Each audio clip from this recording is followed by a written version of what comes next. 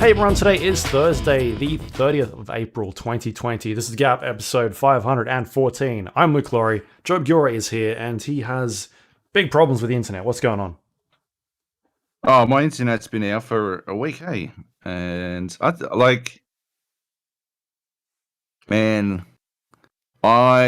have been dealing with lockdown pretty well up until my internet's a spit. Right. Up until your communication with the outside world went away. Yeah. Yeah. Honestly, in the year 2020, the internet is basically like a mandatory thing for people in our situation. It is utterly mandatory.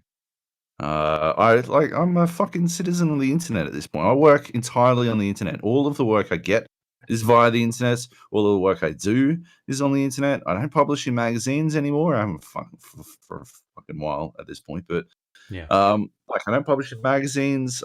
Everything I publish goes online. Even the stuff that doesn't have my name on it goes online. Everything I do is on the internet in some form or another. The fucking work I do specializes in a fucking high bandwidth style where I'm using a lot of fucking video and downloading a lot of shit. Yeah, new Call of Duty patch 30 gig. There you go. And it's gone. And and then you add to that, it's fucked, man. It is like if I owned a cafe, right? And the government shut it down and shut down all cafes. But the thing is, right? I didn't need this come to Jesus moment. I already fucking empathized with the cafe owners. I already fucking got it. I already felt bad for them, and I was already doing everything I could to fucking personally support them. I stopped buying bread at Coles and started buying from a local bakery. We were buying mid-morning coffees from the cafe up the street so that we could, support them a little bit. And we were buying their pasta there and all this kind of shit. I was doing at least, at the very least, the best I fucking could inside of the circumstances. It's not this as far as Christmas carols go, this is the fucking three ghosts rolling up on fucking little Timmy, kicking his fucking crotch out from underneath him and going, time to fucking teach us some lessons about life, Timmy. I didn't fucking need it, right? I was already fucking there. I already fucking got it, right? But no, here we go. No internet for Joab. So it's like I own a cafe, and then the government's been like, well, it's shut down now. Nobody can go to the cafe. But I also live in the cafe, right? Because I also can't do anything outside of work, right? I'm also incapable of not doing work because all the things I do not for work involve the fucking internet as well. I can't stream any TV shows. I can't watch the fucking Last Dance. I watched the first 2 episodes, and all I'm seeing now is people talking about the next fucking 2 episodes, but I can't watch them, right? I can't fucking watch any of the TV shows or films or fucking anything that's come out. I'm using the internet here. I can't fucking do a podcast with video on it because I don't get enough fucking reception. It took me I was playing For the King with Drew and Heath, and the people behind it made the devastating move of releasing a 24 megabyte patch, which legitimately took me 2.5 minutes to download. 2.5 minutes for 24 megabytes because the fucking reception I get in this place is so garbage, which was never a problem before I lost the internet because I got, a really good fucking Wi-Fi set up. But no, now I'm fucked. I got no fucking internet. There are legit places in my house where I can't. Toilet time's fucked, right? Because I don't get any reception on the toilet, so I can't fucking sit on the toilet. You need one of those portable baby ones, and you just sit in the corner and just go. Oh yeah. Or I did notice that they've been selling a lot of adult diapers at Coles. Right. I just embrace my new reality is just shitting wherever I am Yeah. at any point in time. Maybe. Right. But yeah, like anyway, it's fucked, and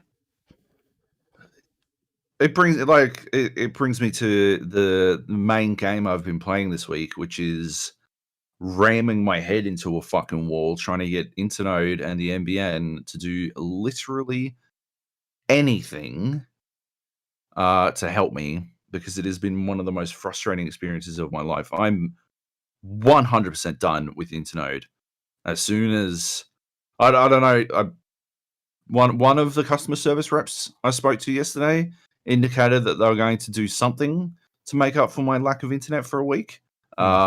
If they give me an extra week of internet, then I will just fucking bail on the spot.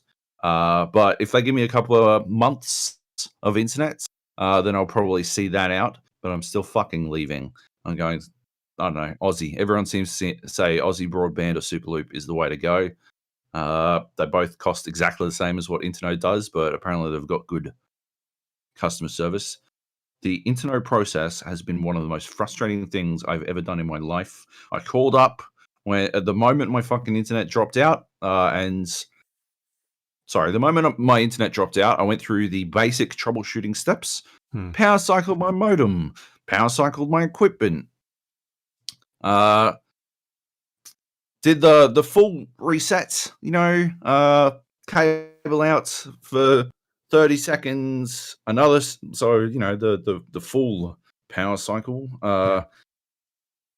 And then I called them up once I determined that wasn't working. But I'd already tooled around on my fucking router for a little bit to work out exactly what was going down. Looking on all the logs, I have an Asus AC3100, which is a pretty good fucking bit of kit.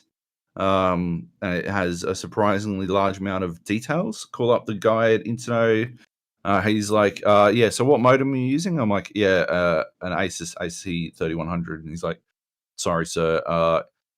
No, I need your modem. I'm like, yeah, that's the modem. He's like, no, your modem should have the letters DSL in it. I'm like, right.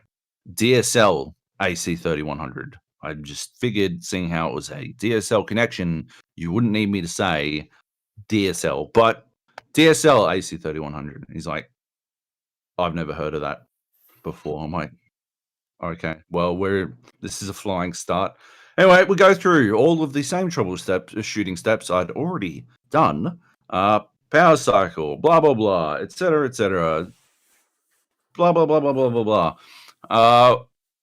All the way down the fucking list.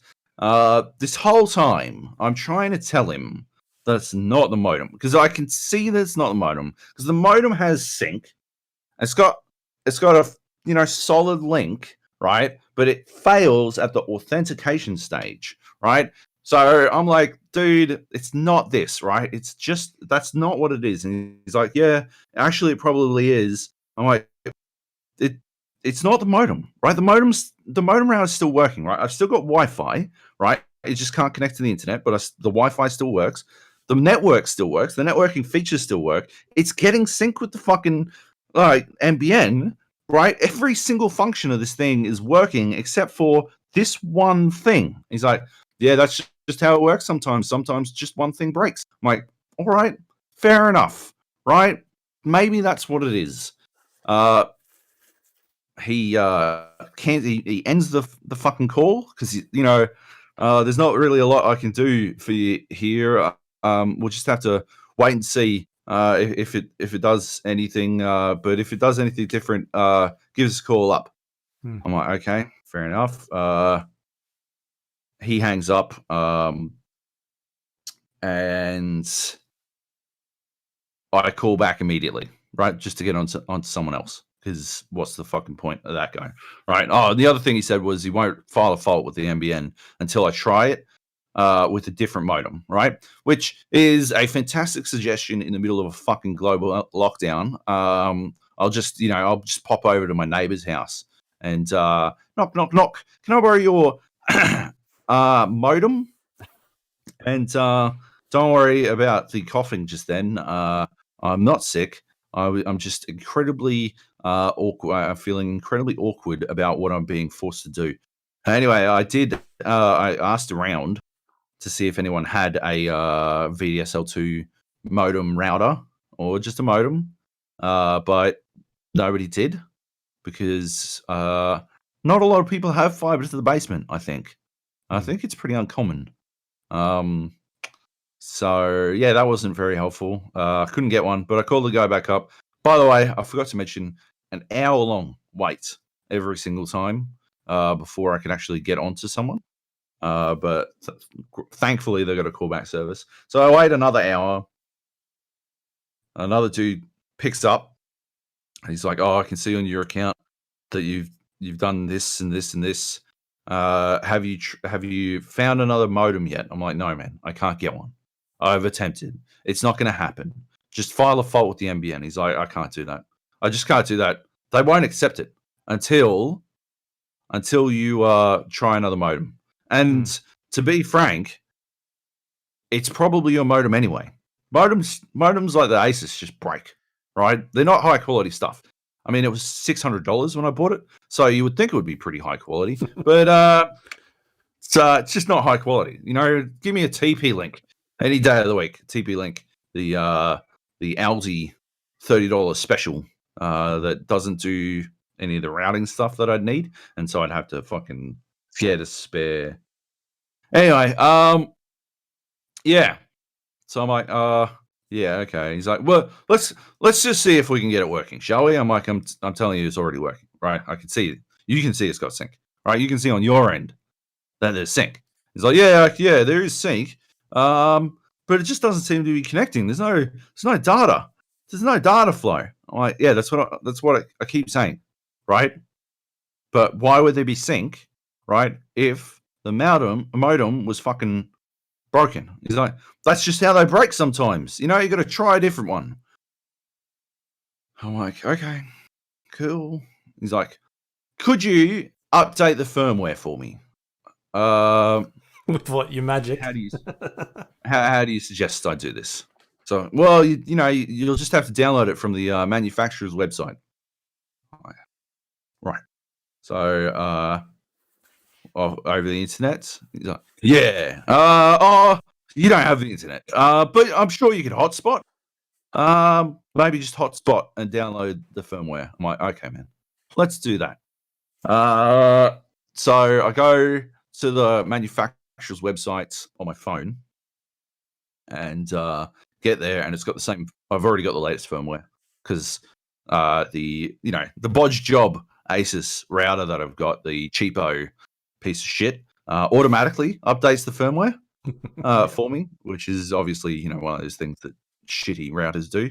And so I've already got the latest. I've already got the latest firmware. He's like, well, there's just not much we can do, is there?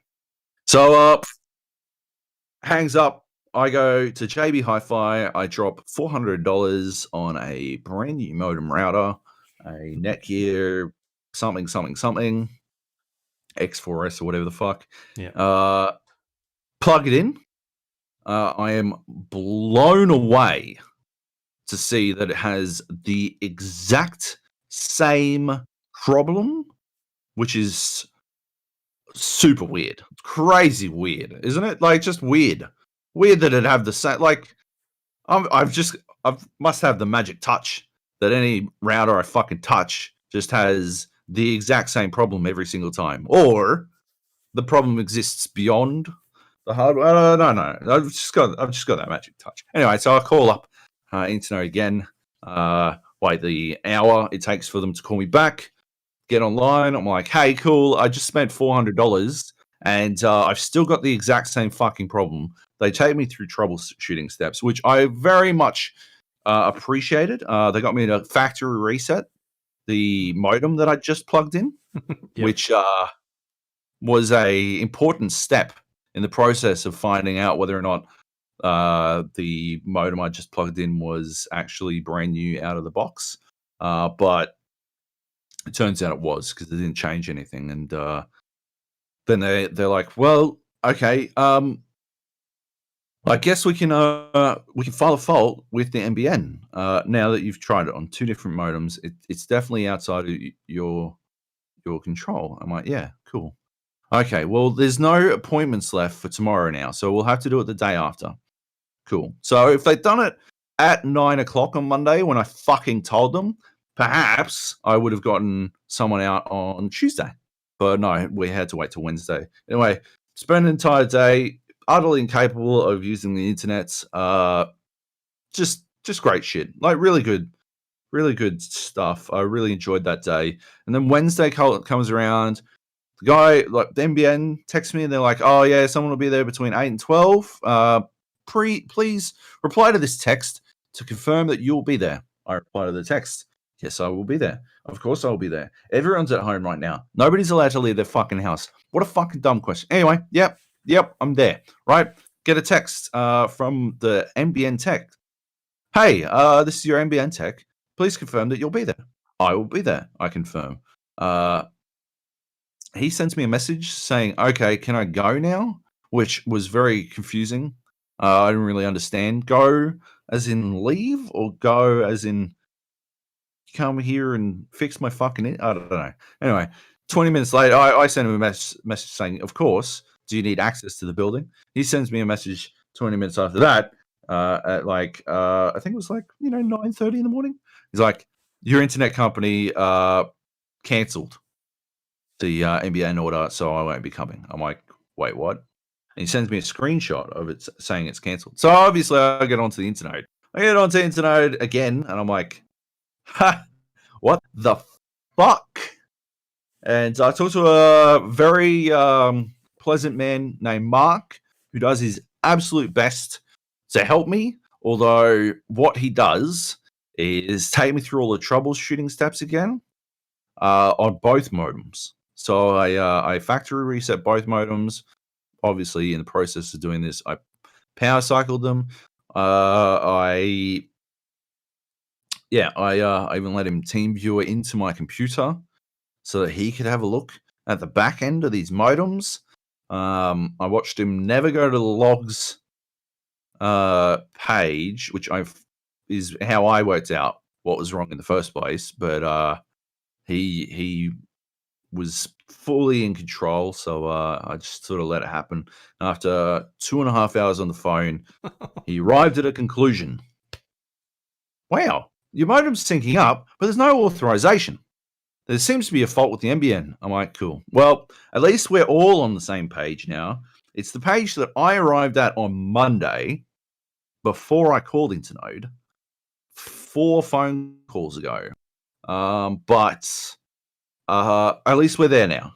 Anyway, he says, "Okay, well, and while this is happening, I've tweeted angrily that Internode cancelled my fucking NBN call out." And Internode on Twitter got back to me and asked me for some details. And then they rescheduled it, right? So Mark goes to schedule a new NBN fault call out. He gets on there. He's like, "Oh, it looks like they've already rescheduled it for tomorrow." Okay, today real time. Tomorrow, 8 till 12. But it's listed as a signal fault. So if I'm being honest with you, Joab, I don't think that's going to work out well for you because it's not a single signal fault. You've got signal, and the NBN tech's going to see that. So I don't think that's going to work out. So I'll try to change it to a no data flow fault, and yeah, hopefully that'll come through, and that'll help inform the NBN tech. And then and I'll let you know how that goes. I'll call you back. Anyway, nobody ever called me back. I didn't get any further communication from Internode. And it's 9:30, and the NBN tech hasn't messaged. So I've got no faith that my internet's going to get fixed today. Yep. So that's cool. So I'll just spend another day without the internet. And Did I mention earlier that I ran out of coffee yesterday? I ran out of coffee yesterday. Coffee beans. I ordered them earlier in the week, but there are backups at Australia Post. Everything's going a lot slower. So yeah, I don't have any coffee either. And yeah, it really feels like everything's falling apart. I'm like waiting for everything to steadily get worse and worse at this point. Yeah. Maybe it is your fault though. Maybe it's not the you sympathizing with people out there that are having struggles, but it's because you've been shitting on Final Fantasy for 2 weeks. That's what the world is coming back on you for. It's karma, is it? It's karma because the weebs of the world, like yourself, Luke, the giant weebs are finally striking back. I am actually a villain, and this is karmic retribution. Right.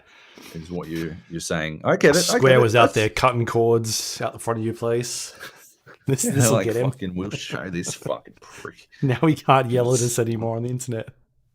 Let's see him bring up his insane fucking theories about an entire fucking 60-hour-long game being a scam now. Well, I went back actually, and I watched that video that you linked me. Which one? Remember last week we were talking about, I was saying I don't recall there being any strong indication that that they were going down this story, this plot route. Oh, right. Last week. Yeah. And you linked a video saying, like, showing that it was there from the fucking get-go. It was fucking like 4 frames, and it's the usual like YouTube like hyper over analysis of like, well, you know, here's some, like, you know, fucking trailer breakdowns where they're like, yeah, oh, and if you notice, his beard is intertwined in this way, which indicates that like the fucking new Assassin's Creed shit, you know, Assassin's Creed Valhalla, you'll see his beard is intertwined this way, which indicates that he's a Viking from the from 1100 AD as opposed to 900 AD because they didn't wear it, and you're like, holy shit, you're going a little bit ham on this one. I think it's a beard. I don't think they were necessarily that into grooming anyway. And they've somehow turned a 30-second long thing into like 10 minutes and 1 second. That's basically what that video was. But he was on the same fucking page as I was. He was like, yeah, oh, fucking hell. Like, what was he saying? Like, they were expanded story elements that they were just like even the video, the dude in the video said that it was like his theory was it was an expansion of the life force, which is a critical fucking story element in Final Fantasy 7 or both versions of Final Fantasy 7. Like the life force stuff at the center of the planet is like critical to the story. Like, yeah, that must be why I dismissed them, because it just seemed like they were going ham on the whole fucking life force thing. Anyway, yeah. Fuck Final Fantasy 7. They're still talking. They won't nail down how many fucking sequels they're doing. Have you seen this? How many sequels will you play, Luke? All of them. I'm in. All of them. Yeah. I bet you play all of them as well. I will not play another one. You definitely will. This is a burrito bet. Burrito bet? All right, it's fucking on. Because I guarantee you I will not. I will not play another one. At best, I'm going to fucking YouTube that shit. Because... Oh, you're going to Gavin it? Gavin it up. Read the highlights on Wikipedia. The fucking Cliff's Notes version. Yeah. I just didn't like the combat. Like, it's going to have the same combat, right? Like, I think they'll change it. You think they're going to change it? Is that how they justify robbing you of all your high-level material? Well, I was thinking about this. Like, how do you... Like, do you take your character across to the next game? Or is it like you start from scratch again, where he's learning how to fucking build a little fire to throw at people. I guarantee you start from scratch. Yeah, right. And I think that's I think this is going to get him in a bit of trouble. This whole notion of like getting all these characters together with spells and all that sort of stuff, and then starting from scratch again just seems weird to me. You're still gonna fucking love it, you I fucking will. weeb ass Solid motherfucker. You're gonna 10. be like, oh yeah, just deep dick me again. Like, why don't you just take all my fucking items and shit? Just reintroduce the same weapons again so I can collect them all over again. I fucking love it. Why don't you make the UI for upgrading weapons just worse this time? Because I didn't think it was shitty enough last time. That's you in the next game when you play it. Yeah. Anyway, all right, let's talk about the games. There's a lot here, so it's a great way for your internet to break down because this seems to be a ridiculous list. There's so much fucking going on here. Yes, you played quite a bit. I played a lot. One of these games I forgot to talk about last week, which was Fallout 76. Right. It wasn't until we got to the end of the episode that I remembered I played it. That was basically this like brand new update that they've put out, free update, which has gone out to the entire community. If you remember, the game initially launched without human NPCs, I guess. There's definitely NPCs in the game, but what's that? It originally launched without any game in it. Right, without any game.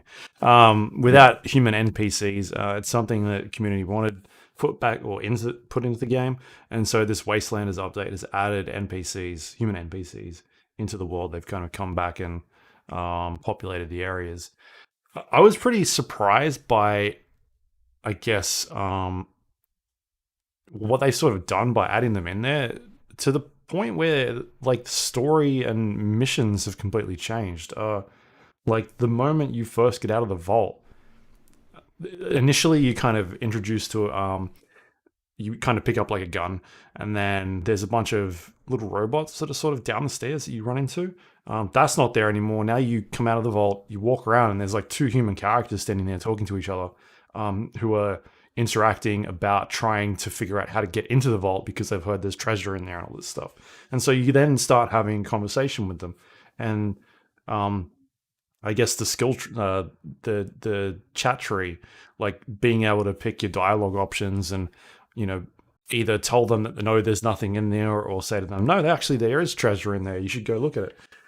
So there's a bunch of different like paths that you can sort of take in terms of talking to these characters now, which is something that wasn't really in the game before, which means that I guess there's more incentive to sort of go down that's like path of being able to pick that as a special point now as well, because previously like charisma or stuff like that was tied to stuff like teamwork and playing with other characters in the world, whereas now you can be like, oh, I can lie to this person and tell them, yeah, there's treasure in there, and then like what are the consequences of that. And so I guess that, you know, affects the game differently as well. But even then from there, like you go out and you get you talk to these two people, and then you start exploring, and they've changed like the environments now. There's like, I went into a bar at the start of the game, and there's like two characters in there, like talking to each other, like being held up basically at gunpoint, and you can decide to shoot the guy that's got the gun, or try and talk them down. There's like 4 or 5 different options, and yeah, it's just like I was kind of surprised at what I was seeing. Like I didn't expect. I just kind of jumped in to see how the game had changed, because people were talking about it being, sort of like a return to form for it. And I was shocked at, like, I didn't realize that this is what they were doing when they were putting in there, like redoing mainline missions and that sort of stuff. And this sort of kept going. I played it for about 2 or 3 hours, and every time I went to like the next quest on the mission, it was a little bit different to the last time I played it, or like I hadn't seen this mission before in particular. So that was interesting. Like there's a point where you go and you're being recruited to do a bunch of tests in the world. Hang hang on. Do you still go to Slocum Joe's or whatever the fuck it is? Oh, I'm not sure. I haven't gone to that bit, but That's pretty like pretty close to the fucking starting area. It's like a diner you go to or some shit. yeah. I remember that because when the beta came out, I tweeted rather this than slow Joe's come, and apparently the reception of that joke internally Bethesda was not good. Right. I think you do go into there. That's where you're being recruited. Like you go on there's at least a diner I do remember going into. Yeah. And so you interact with this computer, and then there's like a church nearby that you can go into, and that's like there's another character in there that you can talk to and interact with. So they're sort of like mixing in.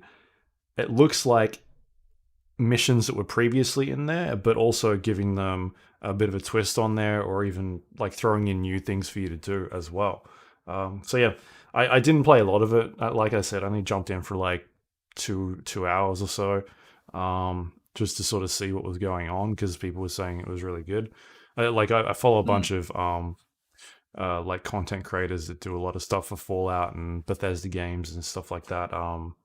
And they were saying that they're having a really good time with it. I saw a bunch of streamers that were playing it as well, saying that it was a lot of fun. Yeah, and I was just surprised, I guess, as to how much that actually changes. So, I guess like kudos to them for sticking with it for this long and putting out free updates.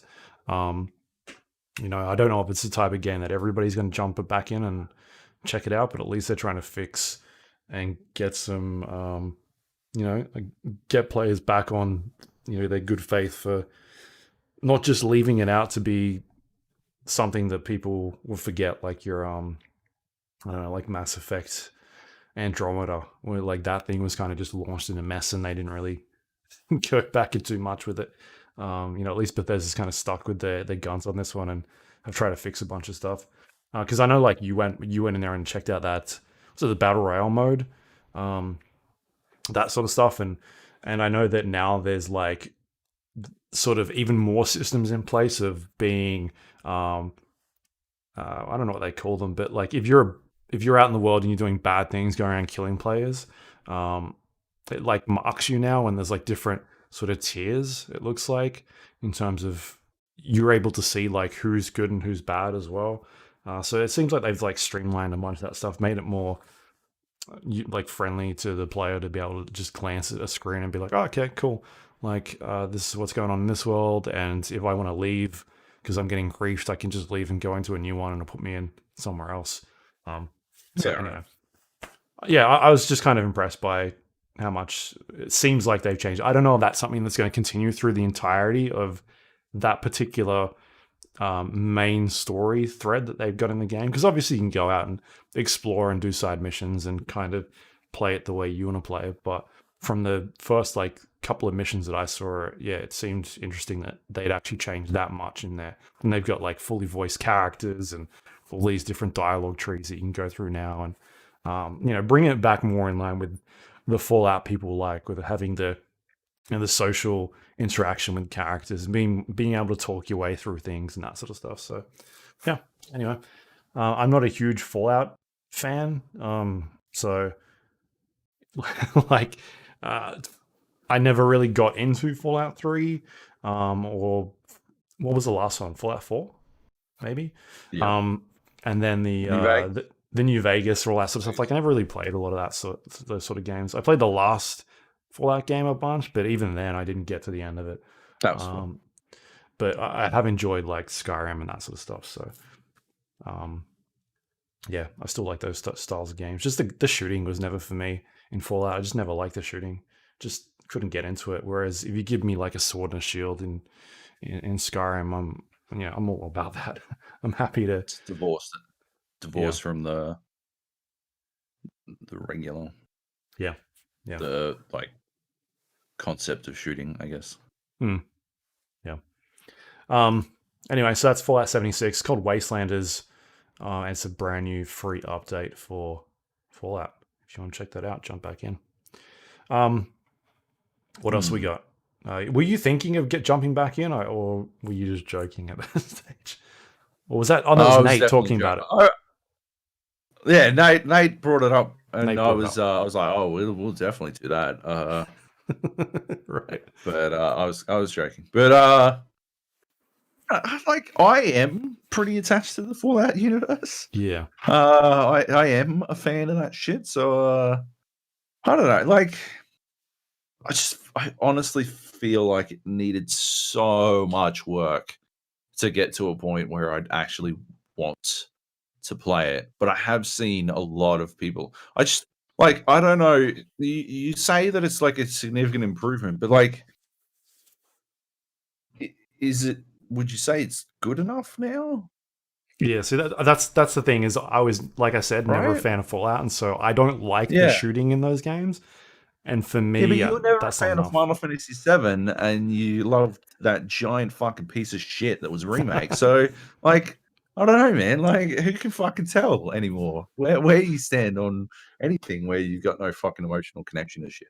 Yeah. Um, yeah, like I don't know, man. Like, it's I I see a lot of people saying it's so improved, right? Mm. I don't want most improved, right? I want to, like remember they give out fucking medals, uh, when you For showing like, up. like at the end of the fucking year. 1 year at soccer, I got most improved, and I'd never been fucking so insulted in my life. So I didn't feel like I'd improved. I felt like I'd always been pretty fucking good at soccer, but I get most improved, right? And it's because the only reason I got it was because they didn't want to give me best and fairest Yeah, because his I was best kind of a cunt. sportsmanship award. Right, exactly, right. And I'm a dickhole. I was a dickhole on the soccer field. So yeah, like, yeah, but they wanted to give me some award to recognize that the impact I'd made for the team, right? And so they gave me most improved. I'm like, well, fuck you guys too, right? Like, fuck off. It's not improved. I've always been great, right? Improvement does not recognize greatness Right. is what I'm saying, I guess. And I don't know. If I ever get the internet back, and it's seeming increasingly unlikely as every fucking minute passes, I think I'm gonna have to jump in just to see for myself, because I have always seen the potential in Fallout 76. Yeah. It was just so far from its fucking potential when it first started out that, yeah, I don't know. It just didn't. It almost seemed unreachable. Yeah. I mean, because it's got those things in there, you're like, oh, this is really cool. The crafting system, or getting bits and pieces in the world to be able to survive, like harvesting bits of meat and then cooking the meat, or getting water and filling that up into a pan and then having to boil the water because it's radiated and dirty and contaminated. If you drink it, you'll get sick.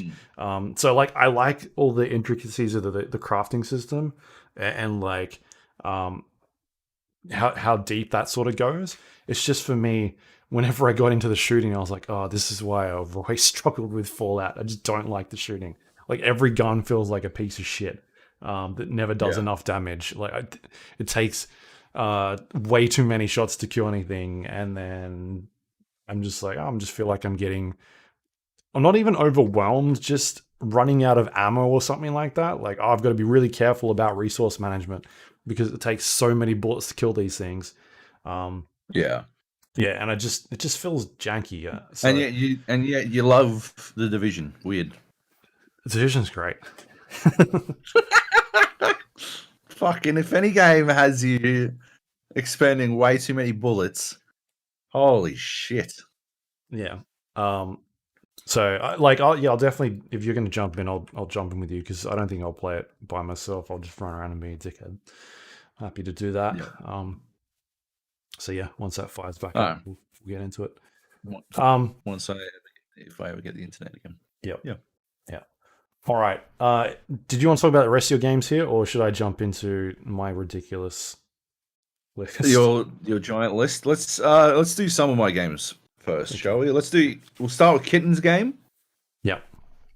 Kittens Game is a incremental clicker game. Oh no! It's my new incremental clicker game. Have you deleted antimatter dimensions? I did. I absolutely did. I reached a point where progress was taking 24 plus hours. I'm like, I am done. Right, that's it. That's it for me. And I even jumped on to like subreddit to find out more details, and people were like, "Oh yeah, that's not even the biggest wall. That is like that's just one of the walls, but there are so many walls between you and the end of this game now, and yeah, it's just sort of that's just the way the game plays from now on. I'm like, that's kind of where I think I'm at. Bye. So where are you up to in antimatter then? What's your current? What are you currently building? I don't know. I literally don't know. I'm at a point where I've got infinity points, and where am I? Yep. I'm on the break infinity screen, and I can do upgrades here. I can actually unlock one right now. It says you passively generate infinite stat based on your fastest infinity. So I guess that's how quickly you reset a game. So like at this point, I'm just doing that. It's like flashing shit at the top right. It looks like I'm supposed to play with the auto buyer numbers to make them buy at a certain amount or something, so the game lasts longer. I don't know. I'm at the point where I feel like I need to go read a fucking Wikipedia page to how to like min max all this stuff, and I'm really not interested in that. So, yeah, I'm pretty close to being done. That was a little bit of a hump, like that. I remember that section. I don't remember that exact upgrade, but I remember that section. How many infinity points do you have? I've now got 2.85B. I'm using. Oh, you're fucking weird. I'm using a different. So yeah, but that's system. Like 8 E8 or something. I think that's the same. Like the scientific notation would be E8 or so, right? Or maybe E10. Maybe. I don't know. But it's around. That's a little. That is a little hump. That you have to get over. E6. Right. Oh, okay. So you haven't quite reached. Well, yeah.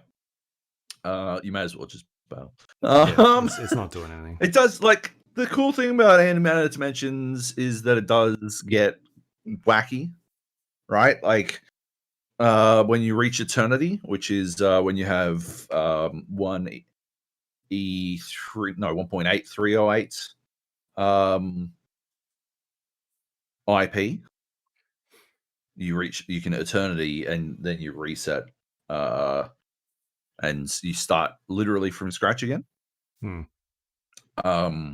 Like all the way from the beginning, but everything's a lot faster because you got all your achievement bonuses, and you get these eternity dimensions which generate a fuck ton, right? So you go through all of the previous stages quite quickly, but it's also got like this tech tree that you go down. You can respec the tech tree, and there's a lot that goes into like managing that tech tree depending on how you're playing at any one point in time in eternity. So you wind up like there's like an active tree that you can go down, and then when you want to go to like a little bit less active, you go to the passive tree, which will sort of maximize your ability to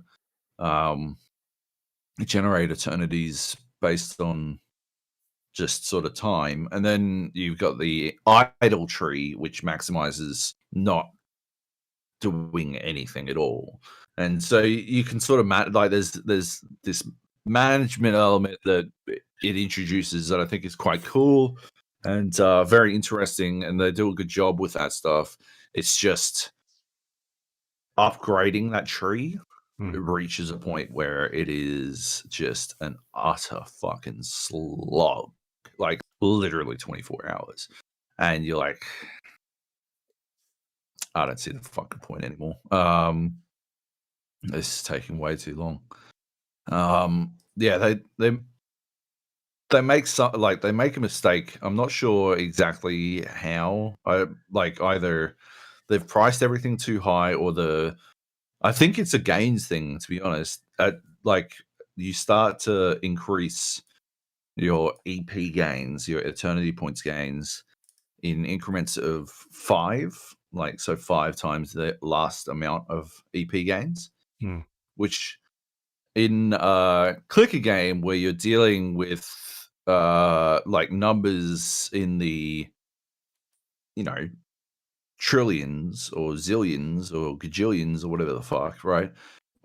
When you're dealing with that large an amount, it doesn't render itself out in a meaningful way. It doesn't equate to a number, a recognizable improvement in your progress. You know, you need at least 10 times, because that is one extra like 0, right? 5 times is not even an extra 0. That's half fucking 0. So you've got to find your progress in other ways, and yeah, you just wind up not actually making, when every single other fucking improvement requires the extra 0. You've sort of like spent all of your money, all of your capital on an upgrade that only gets you halfway closer.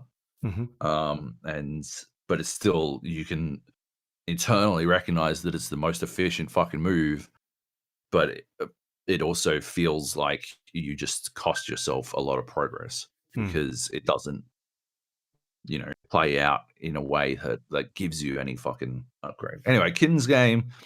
I'm not too deep into this one yet. Playing on Android, I get the feeling that Android isn't the ideal way to play it, because there's a lot of, like, it's got, you've got some kittens, and you farm catnip, right? And then you mine minerals, and then you build buildings, and there's like a seasonal system which like changes the production output, and you manage that sort of stuff. But there's a lot of screen switching. So the screen to manage what you're building at any one time or what you're harvesting is on a different screen from the screen that allows you to change what your kittens are doing. Different screen from to manage what your scientists are researching. Different from what your workshop is engineering, et cetera, et cetera. And they're all different screens, which is a little bit of a pain because it negates the clicker element. Right? There is like early in the game, it feels like there is a large benefit to being able to constantly manually harvest catnip by tapping on the catnip button, right? Which is, I guess, the clicker portion. You know, you're clicking, right? But if you want to do any of this other shit, you got to click. You got to change screens, and you can't click anymore. I suppose you wouldn't be able to click if you were changing screens on computer, but it's a lot faster to switch back to the correct screen on a computer than it is on, say, or like I imagine on a fucking web page, right?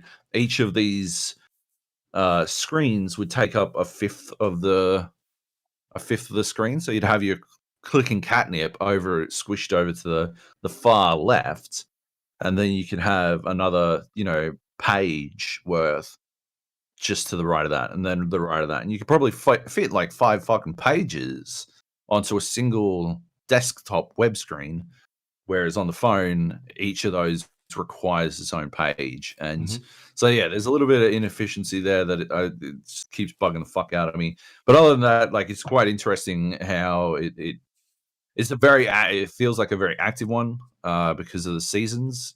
You've got to, like, when it hits winter, all of your production like grinds to a halt. You do 70%, 5% of your regular production. Sorry, you do 25% of your regular, so 75% negative, and that results in sort of desperately needing to manage your food output because otherwise all your kittens will starve to death.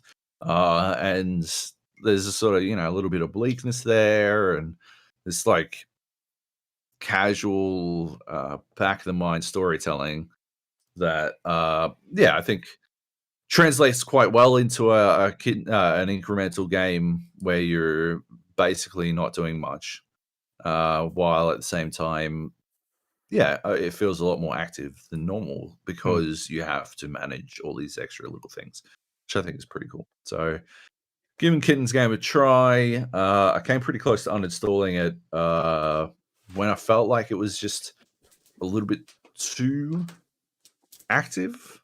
But yeah, the reason I didn't uninstall it was because I thought about antimatter dimensions. I'm like, hold up, I'm gonna fucking bail on this game after because I've reached a hump that is about 5 minutes long, and it took me 3 days to bail on antimatter dimensions. What the fuck, Joab? Like when each of those 3 days was one upgrade a piece.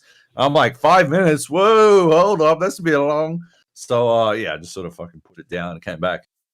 And I'd made progress. It was just, I think it's a bit of like a mental trick, right? Because it feels active, because I'm actively managing what the kittens are doing across seasons. I think the hump that you have to get over feels more impactful because you're paying more actual attention at the time.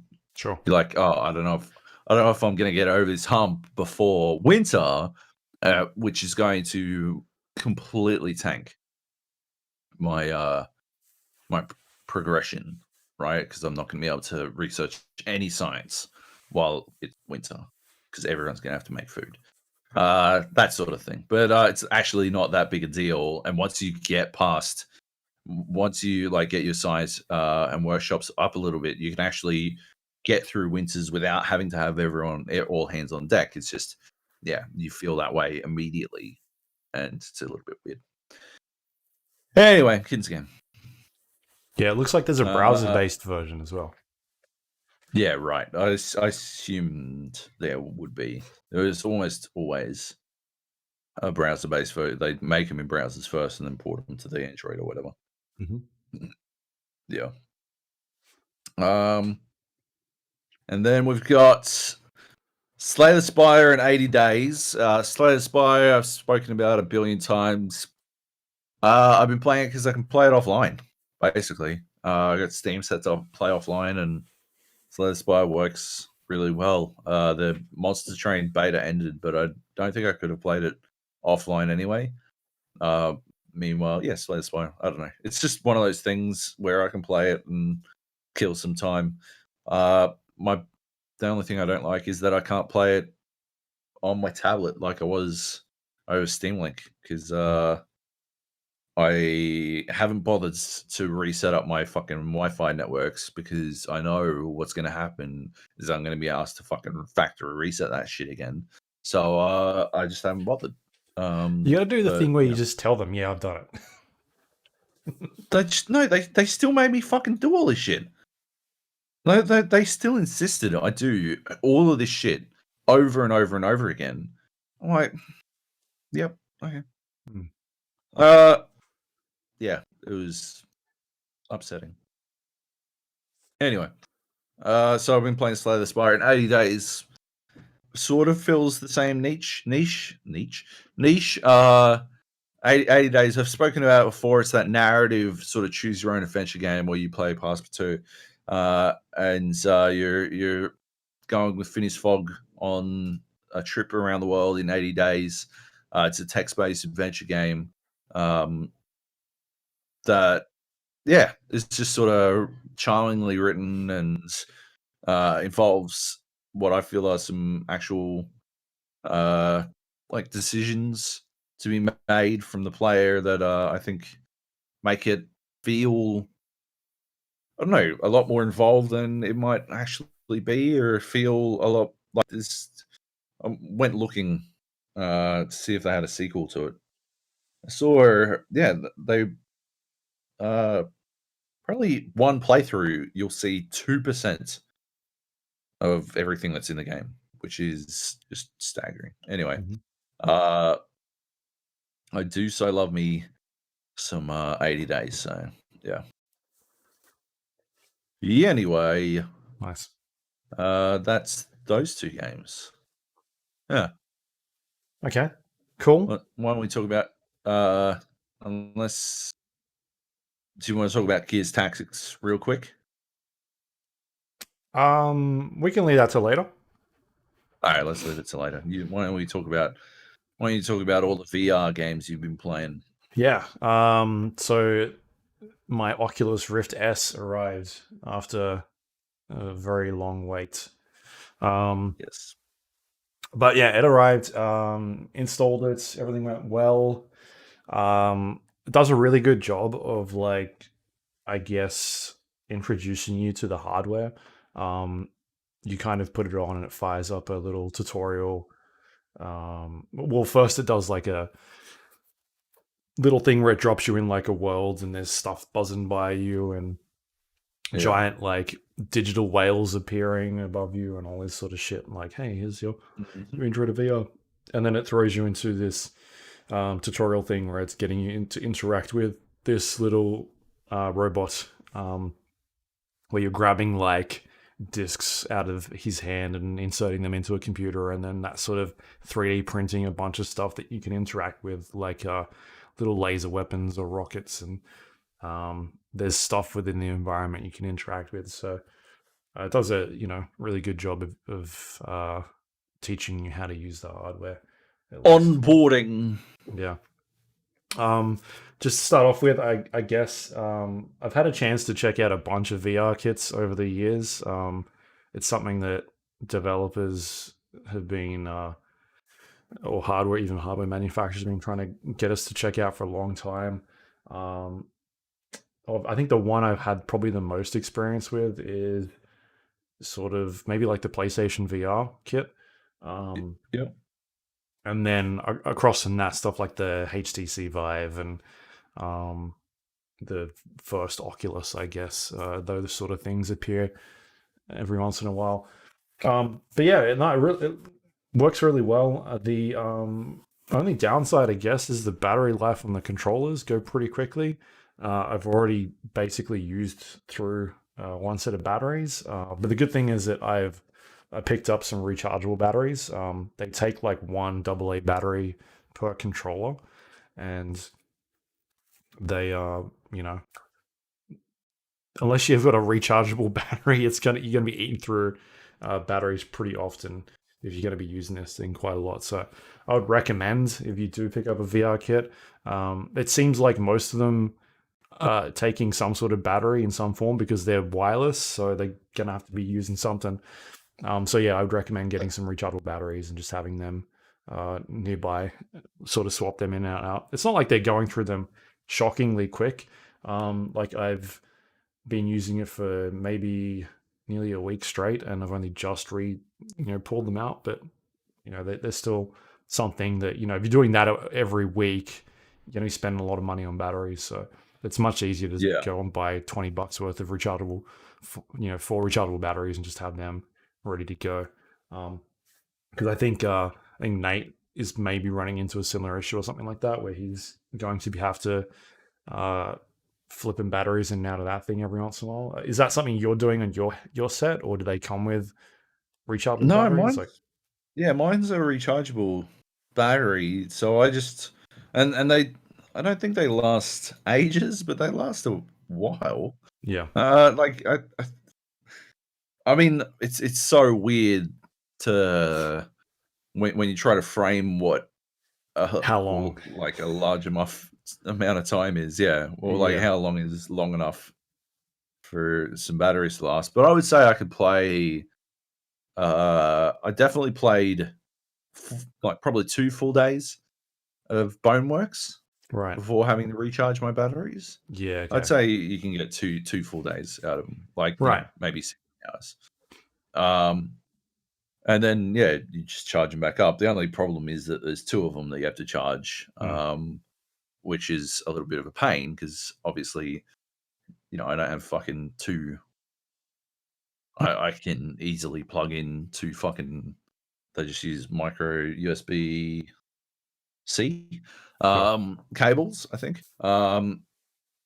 Which I've got fucking 400,000 of those fucking things, but yeah, it's a matter of actually plugging those in as opposed to just, I don't know, plugging in one single PlayStation controller to recharge a controller. You got to plug in two. It's just a little bit more complex. I'm surprised that they're all using batteries as opposed to rechargeable stuff. I guess it cuts down on costs, or it cuts down on costs, and I at don't the know. end of the day,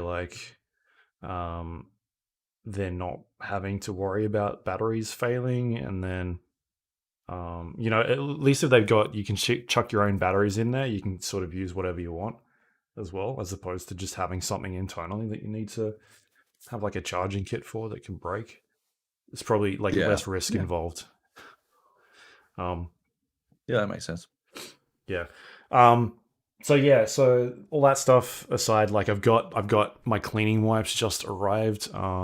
So when eventually people are allowed back into people's houses, I've got cleaning wipes. Also picked up like a microfiber cloth, which I can use to wipe down the lens. So yeah, Right. I feel like I'm all set. I've got my rechargeable batteries, my wipes, and my cloth ready to go. In terms of like the software, Oculus comes with like its own sort of like virtual world that you can go into and walk around in. There's like a things you can play around and decorate your own virtual house and that sort of stuff. And then one thing I really like that it does well is there's a bunch of different options in there. So you can be like, oh, I want a virtual desktop. And so I can click on, if I'm in a game and I hear my phone go, someone's messaged me or something like that, I can pause the game, jump into my virtual space, open up my desktop, which monitor, I can pick which monitor I want to go to. I've got two on my usual setup. Sometimes I'll have like OBS running on one monitor, and then my normal one has my browser and that sort of thing. So I could open my browser up. I can use my hand to flick through tabs. I can go to Facebook, see who's messaged me. I can, check stuff like that. So that stuff is really cool and handy to have. And the other thing is it's got a pass through, which means that there's cameras on the outside, which is how it detects your surroundings and your controllers and that sort of stuff. So I've set it up so I double click a button and I can see around me now. So it's not having to be like, fuck, I better take my whole headset off. It actually gives you a view of what's around you, which is super handy. Cool. If my, I need to put something down. So what I'm doing at the moment is I use my external headphones as well. So I can put my controllers in my hand, my headset on, switch on pass through, and then grab my headphones and then put them on because I can see around me. It's not in color, it's in black and white, but at least, I can do something. Or if my wife has to come in and talk to me, I can just pause the game, switch on to pass through, and I can look at her even with this fucking headset on. That is really, really good. That's a really good feature. I don't know if that's something that some of the others are doing, but it's definitely mine certainly doesn't. Yeah, it's definitely something that is a very handy feature, especially when you're like, even if you just want to reorientate yourself, be like, where the fuck am I in my room? Because it's got a guardian system in place. So when you set it up, you draw like a line around your play area, which uses this pass-through system. So you can look at the ground and be like, all right, I'm going to set up this guardian system. So you map your play area. And whenever you get close to that, it brings up like a wall to notify you that you're getting near your play area. So I don't punch a wall or I don't walk into a bench or anything like that. And so it uses that that pass-through system and lets you know that like, oh, you probably want to, stand back. And so I can actually go to the pass-through and look and be like, oh, okay, yeah, I'm actually like next to this thing in my room. I want to go back into the center. So it's quite easy for you to do that if you want to, by just switching pass-through on. It's so handy. And it's definitely something that I guess we're going to see a lot in other headsets because I was very surprised that was in there. And it's not, it doesn't just, it's not like, it doesn't feel weird, like if like it feels like I'm not like I'm floating around or anything. Like it looks like I would expect it to look. It's a little bit blurry and can be a bit weird if you hold something too close to your face, but I can still Yeah. see around me. And it doesn't feel awkward like, oh man, this is like laggy or anything like that. It works really, really well. So um, that's great. A great feature that they've got in there. Um, but otherwise, the software is really cool. So the first game I checked out was Vader Immortal Episode 1, which is a Star Wars based VR game where you play a maybe a Jedi. I'm not too sure. Somebody who Right. holds a lightsaber at some stage. Cool. It's a really short demo. It's not game. It's only about maybe 30 to 40 minutes, somewhere in between that. Um, it's split up into 3 episodes. I only bought episode 1. It was $10 US. Um, Right. but like, it's one of those things where if you are ridiculously invested in anything Star Wars, it's probably worth checking out at least one of them and then seeing if you want to go any further into it. Because you obviously are going to get to use a lightsaber at some stage, being a Star Wars game, and that stuff works Right. pretty well. Like it's fine. There's a battle in there where you use lightsaber and you're fighting other things with lightsabers. You're deflecting uh, blasts with your lightsaber back at stormtroopers. Star Wars stuff. So it's fun to Star Wars play. stuff. It's fun to play and to see, but it's not worth its price. I think they should be charging $10 for all 3 episodes and not $30 for 3, especially Yep. considering it's like a 30-minute sort of experience. So I'm not going to get the other two, but Right. it was fine I've to heard the just. third one's.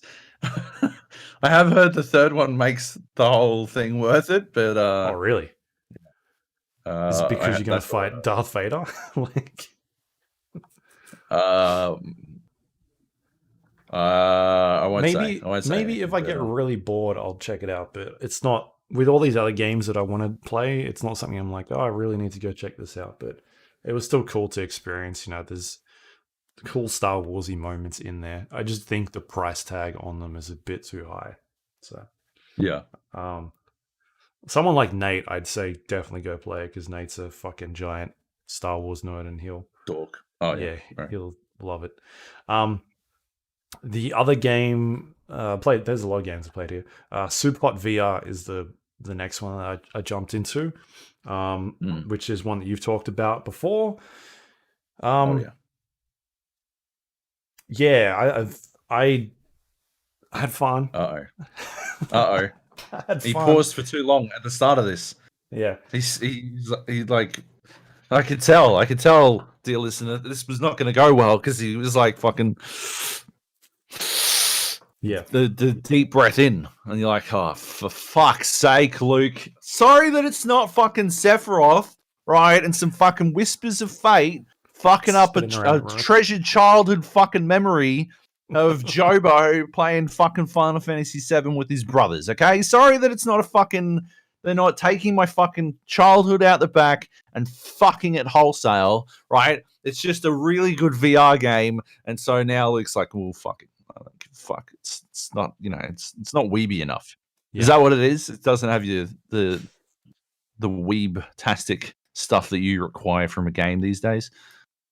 Because you're a giant weeb. I like the aesthetic and the stuff it's going for. You know the weird shit it does with Superhot, where you're in like a strange room and there's weird things happening around you. That sort of takes on what Superhot did and brings it into VR. So you're like picking up these floppy disks and inserting them into a computer, and there's like a weird virtual sort of VR helmet in front of you that you got to put on your head and grab. Like that sort of stuff is really cool.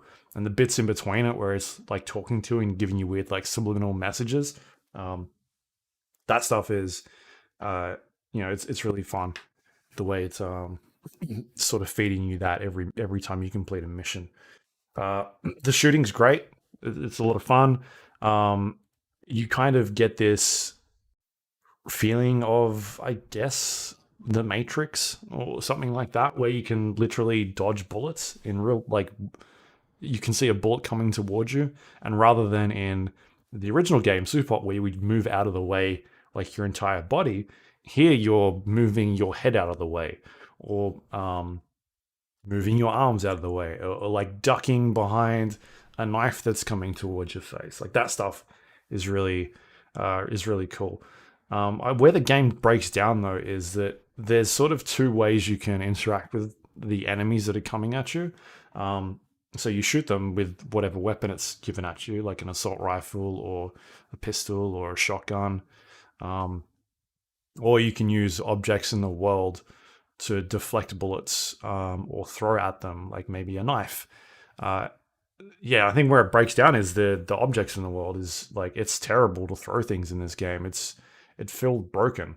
I got through the first couple of levels and ended up pausing at one stage and being like, I don't know if the hardware's broken or like I missed something, but every time I throw anything in this game, I feel like I've got a 20% chance of hitting whatever it is I'm throwing. And so I jumped out. I had a look to try and find out what I was doing wrong, and it didn't seem like anybody had an answer. The answer that I found is that the developers sold out, and the only reason that this game, like, they quickly put this game out so they could do it, because everyone was like, don't use objects in the game to throw, because it's very poorly implemented. So I ended up using objects mainly to deflect bullets if I needed to, or if someone was really close to the point where I'm not going to miss. Like, I would have liked to have those moments where I'm throwing a knife that's someone that's a decent distance away. Occasionally I'd hit them, but some occasions, like, the thing had just either wouldn't go anywhere or it'd go completely off course of where I was throwing it.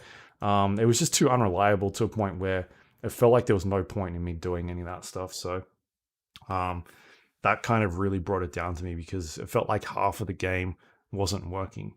Because you kind of given the guns, and then there's some levels where all you've got is objects to try and deal with the enemies, and it just completely fell apart in those moments. So, but you know, for the most part, I had fun playing it. It's just, I wish that stuff worked a lot better. And when you eventually get to a game like Half-Life, where I feel like every time I threw something in that game, I was completely in control. Like, it shows you the stark difference between how one game can do it really well, and a completely another game can just do it so poorly that it kind of breaks it for you. And this is before I even got to playing Half-Life. I just felt like something wasn't right in the way it was implementing throwing, at least. I think it's a bit harsh to say that they sold out. I think it is, the first iteration of technology, and Half-Life. I mean, comparing it to Half-Life is pretty harsh, because despite developing the technology themselves, Valve took fucking 18 years to make Half-Life Alyx. So clearly it took them a lot of time to get it to a point where it, actually felt good to play. Yeah. I was gonna say, I found the because when I type in Superhot VR throwing objects, the first post that comes up, it says the developers accepted a huge payout from Oculus to forget how to make games survive. Okay, fair enough. Right. Yeah, because I don't know. I think it works pretty well most of the time. Like, it just takes like some learning. Like, you have to learn how to throw in Superhot, because it doesn't work the way you expect. It doesn't work like it would in real life, I suppose. Which is obviously not good, right? Like, it's not a defense of Superhot. I'm just saying that, like, it's not. I don't think you'd criticize a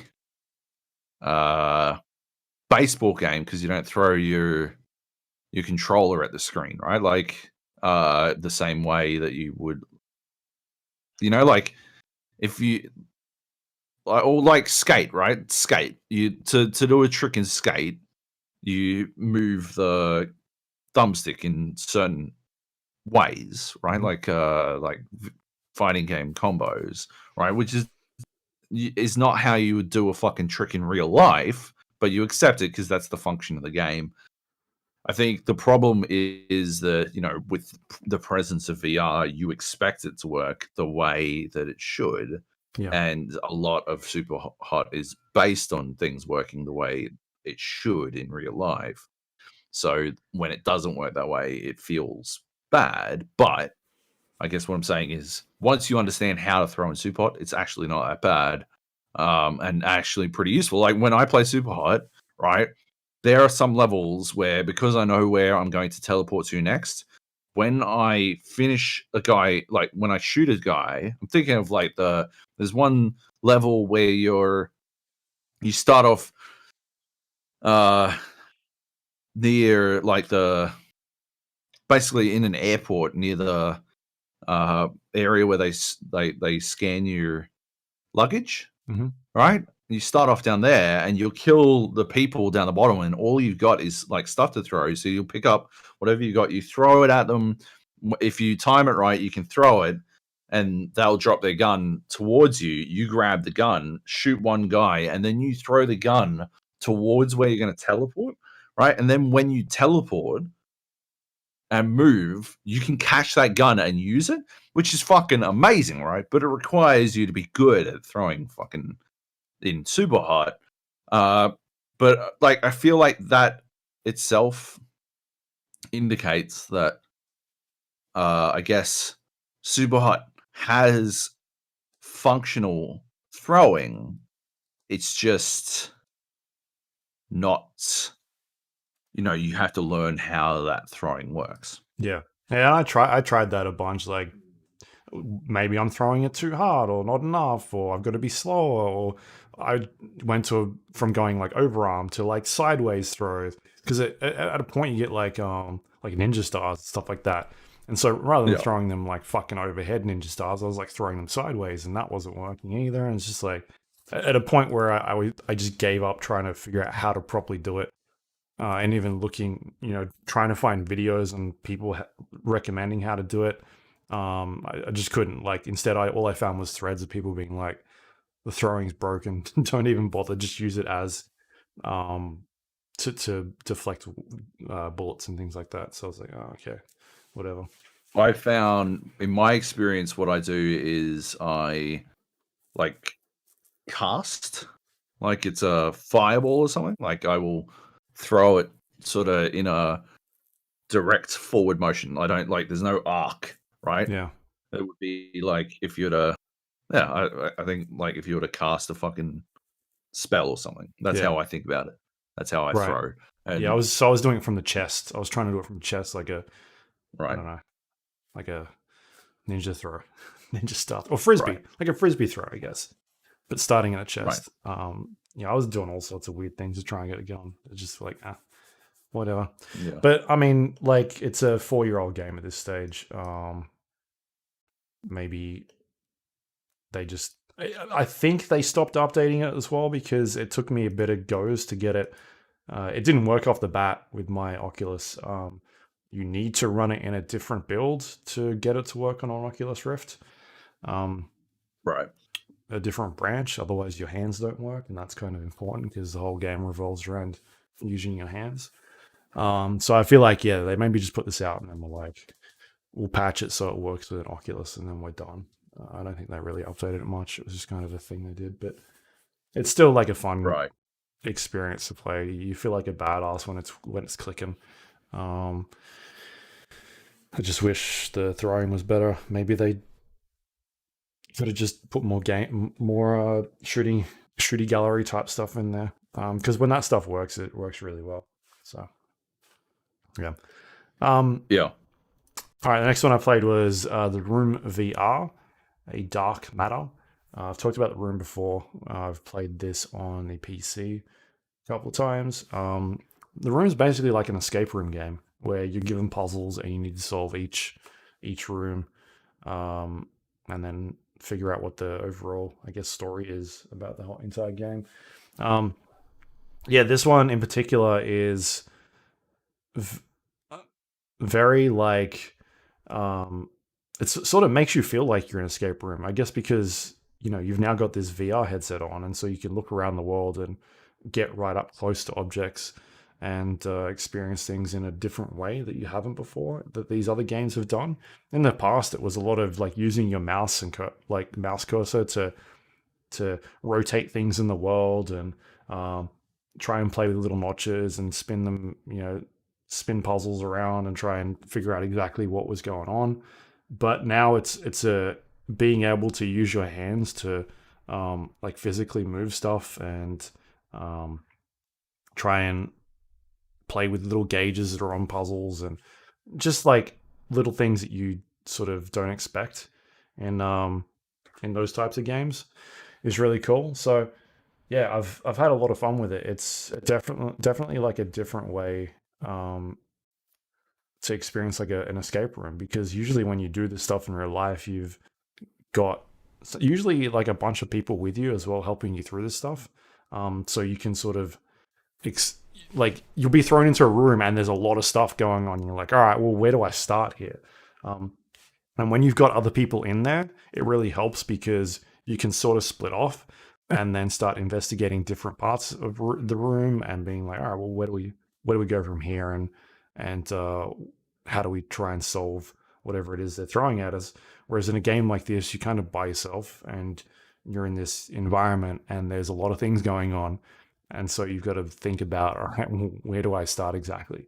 And what they end up doing in this game is they give you like little hints. There'll be little story elements within the game that sort of show you, all right, this is probably where you should start in this room. And it'll give you an idea of like, before you end up going anywhere else, maybe this will be your focus for the first couple of things you do, and then try and go to the next part and figure things out.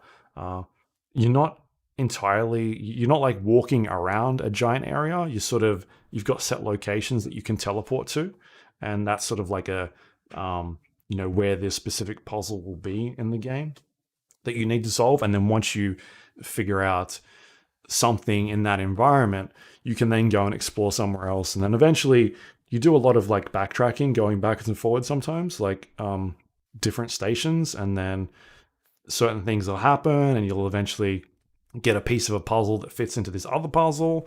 So it's not like you're stationary in one area. You're sort of doing a lot of walking around to different locations and looking at stuff.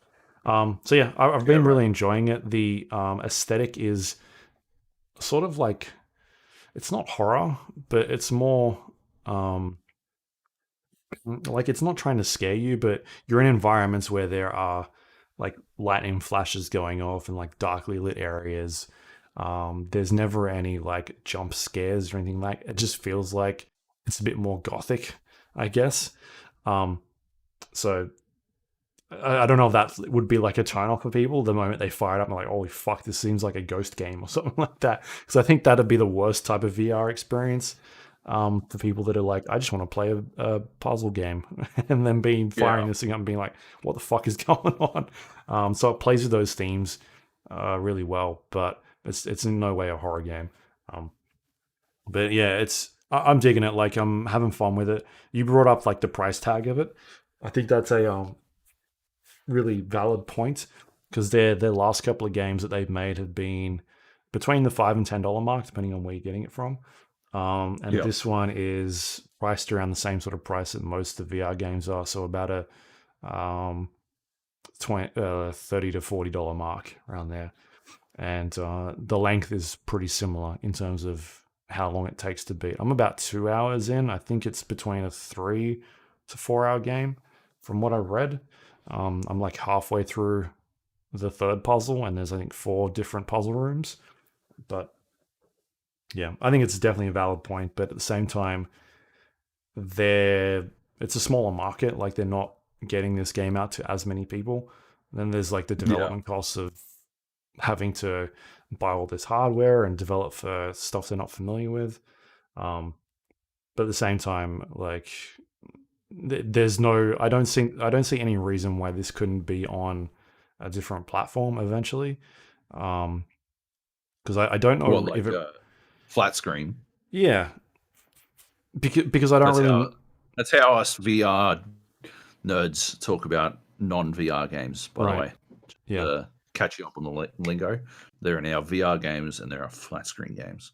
I Yeah. like how it sounds so derisive. It sounds so like dismissive.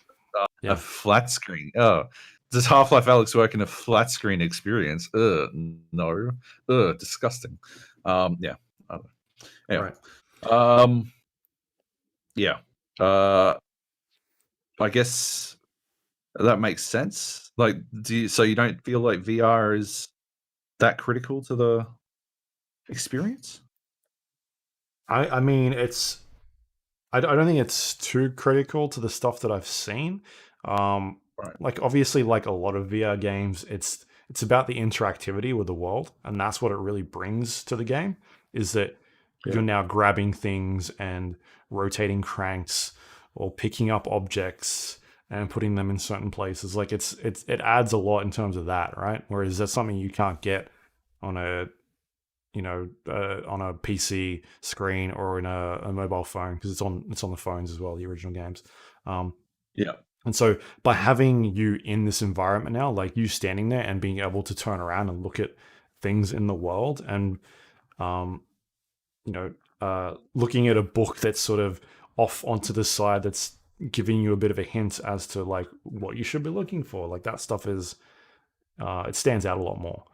Being able to stand near objects that you can get close to and look at them that way, it definitely adds a lot to it, but it's not. I don't think it's required. So yeah, I don't know.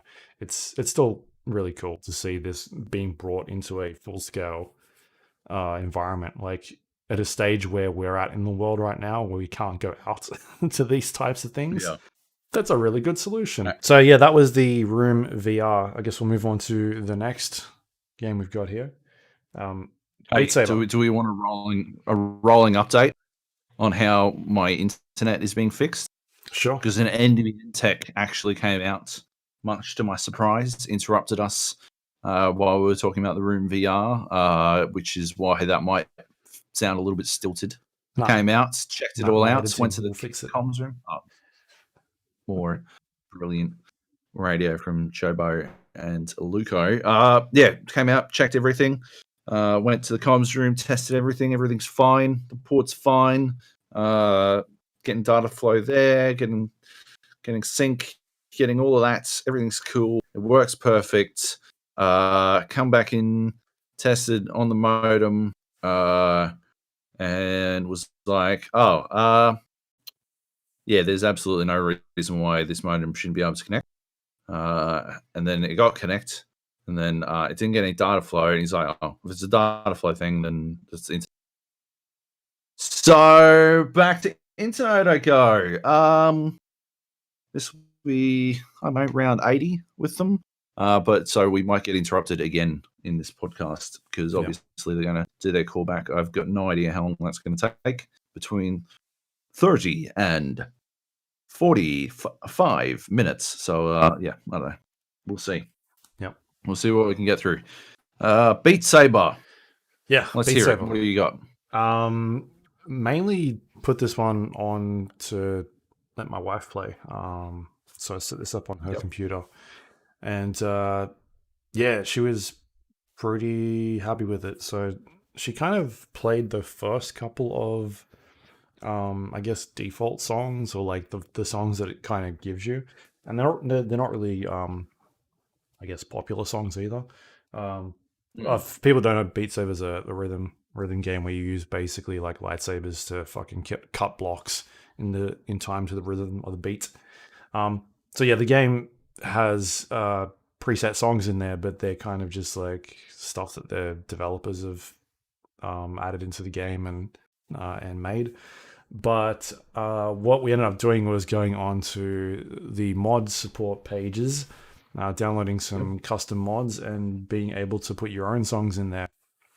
And a bunch of the community have jumped in and mapped like the way the blocks sort of appear in the game to the beat of the song, and done a bunch of things with the lighting and that sort of stuff. And so there's like a whole database you can go through and look at different songs people have created, and people have voted on them. And so you sort of get a filter of what's good and what's bad. And yeah, she went from being like, oh, I'll just play get one more thing, to playing for like another hour and a half on all these different songs. Yeah, she really enjoyed it. And then I ended up installing it on my PC and playing a bit of it as well. And yeah, it's excellent. It's a really good game. It's surprising like how good some of those custom or user created content is. There's a bit of like diversity in terms of how different the difficulty can be, because there's a range of like, this is easy or normal, hard, expert plus. There's like a variety of like what is actually a like normal compared to hard for some people.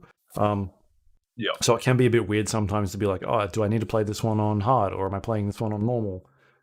It's kind of like a coin toss of just being like, we'll see kind of what it's like and we'll go from there. But for the most part, yeah, it's excellent. It's a really good game. For somebody who it is definitely a game that is like immensely lifted by the addition of mods. I've never played it on PS4, but I just can't imagine that's anywhere near as good on that platform, because I don't think you can mod that version. I mean, if you can mod it, then it's probably so they've started adding as good, right? But they started adding soundtracks for, I guess, popular songs now. So they've released some Timbaland stuff recently. There's like Green Day tracks in there, and there's like Panic at the Disco. And that might be like the sort of 3 or 4 that I've seen so far. I Imagine Dragons, I think, is maybe one that's sort of sticking out to me. So they're starting to get into like that sort of stuff, but still, there's not a lot of it. It's not like a Rock Band or a Guitar Hero thing where you can be like, what do we want to play? And there's like 1,000 songs you can sort of jump in and buy for $1. And I think that's where it'd really ramp that game up, turn it into like a karaoke style, or like more of a service as opposed to like these weird packs. Because like when you play a game like that, you want to play songs that you like and that you're into. Yeah, exactly. So yeah, the mod support behind the PC version, at least, is sort of keeping that game definitely alive at this stage. And I don't know how you go about like regulating that stuff. Like, at what stage are they getting fucking told not to? Like, they'd have to go after the website at some stage, right? Being like, hey, we don't want our songs on here, or because that's all it is. It's like it's not the developers that have done this. It's the modding community. So yeah, I don't know how they get around that. They kind of screwed at this point, because you can, like, those Imagine Dragon songs or the Green Day stuff, you can just go download them from mod sites at this stage that people have created. Yeah. So it's kind of weird. Like, do you pay money for the ones that are seem to be decent anyway? Or do you just support the developers and buy their content? So yeah, it's weird. But anyway, Beat Saber is really a lot of fun.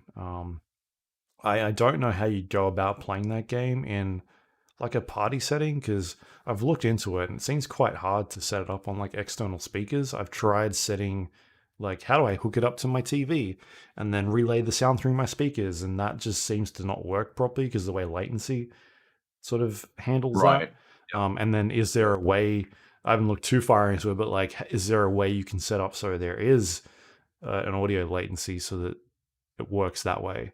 Anyway, I don't know how that stuff really, how deep that goes, but having it set up in a party environment would be definitely interesting, because I know there is a party mode, but I think that's just more like a pass the controller around thing, sort of like pass the headset, pass the controller around, but people can't hear it, right? Because the headset's not that loud, so it's weird. Yeah, right.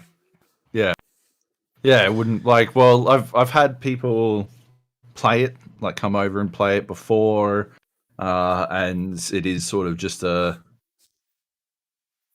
do you do this type thing? Yeah. But the way my like room is set up, like you have to close the door, and it's mildly like I was saying before, you don't have that you don't have the cameras or anything. You can't. There's no way you're seeing anything outside of the headset on the OG Vive.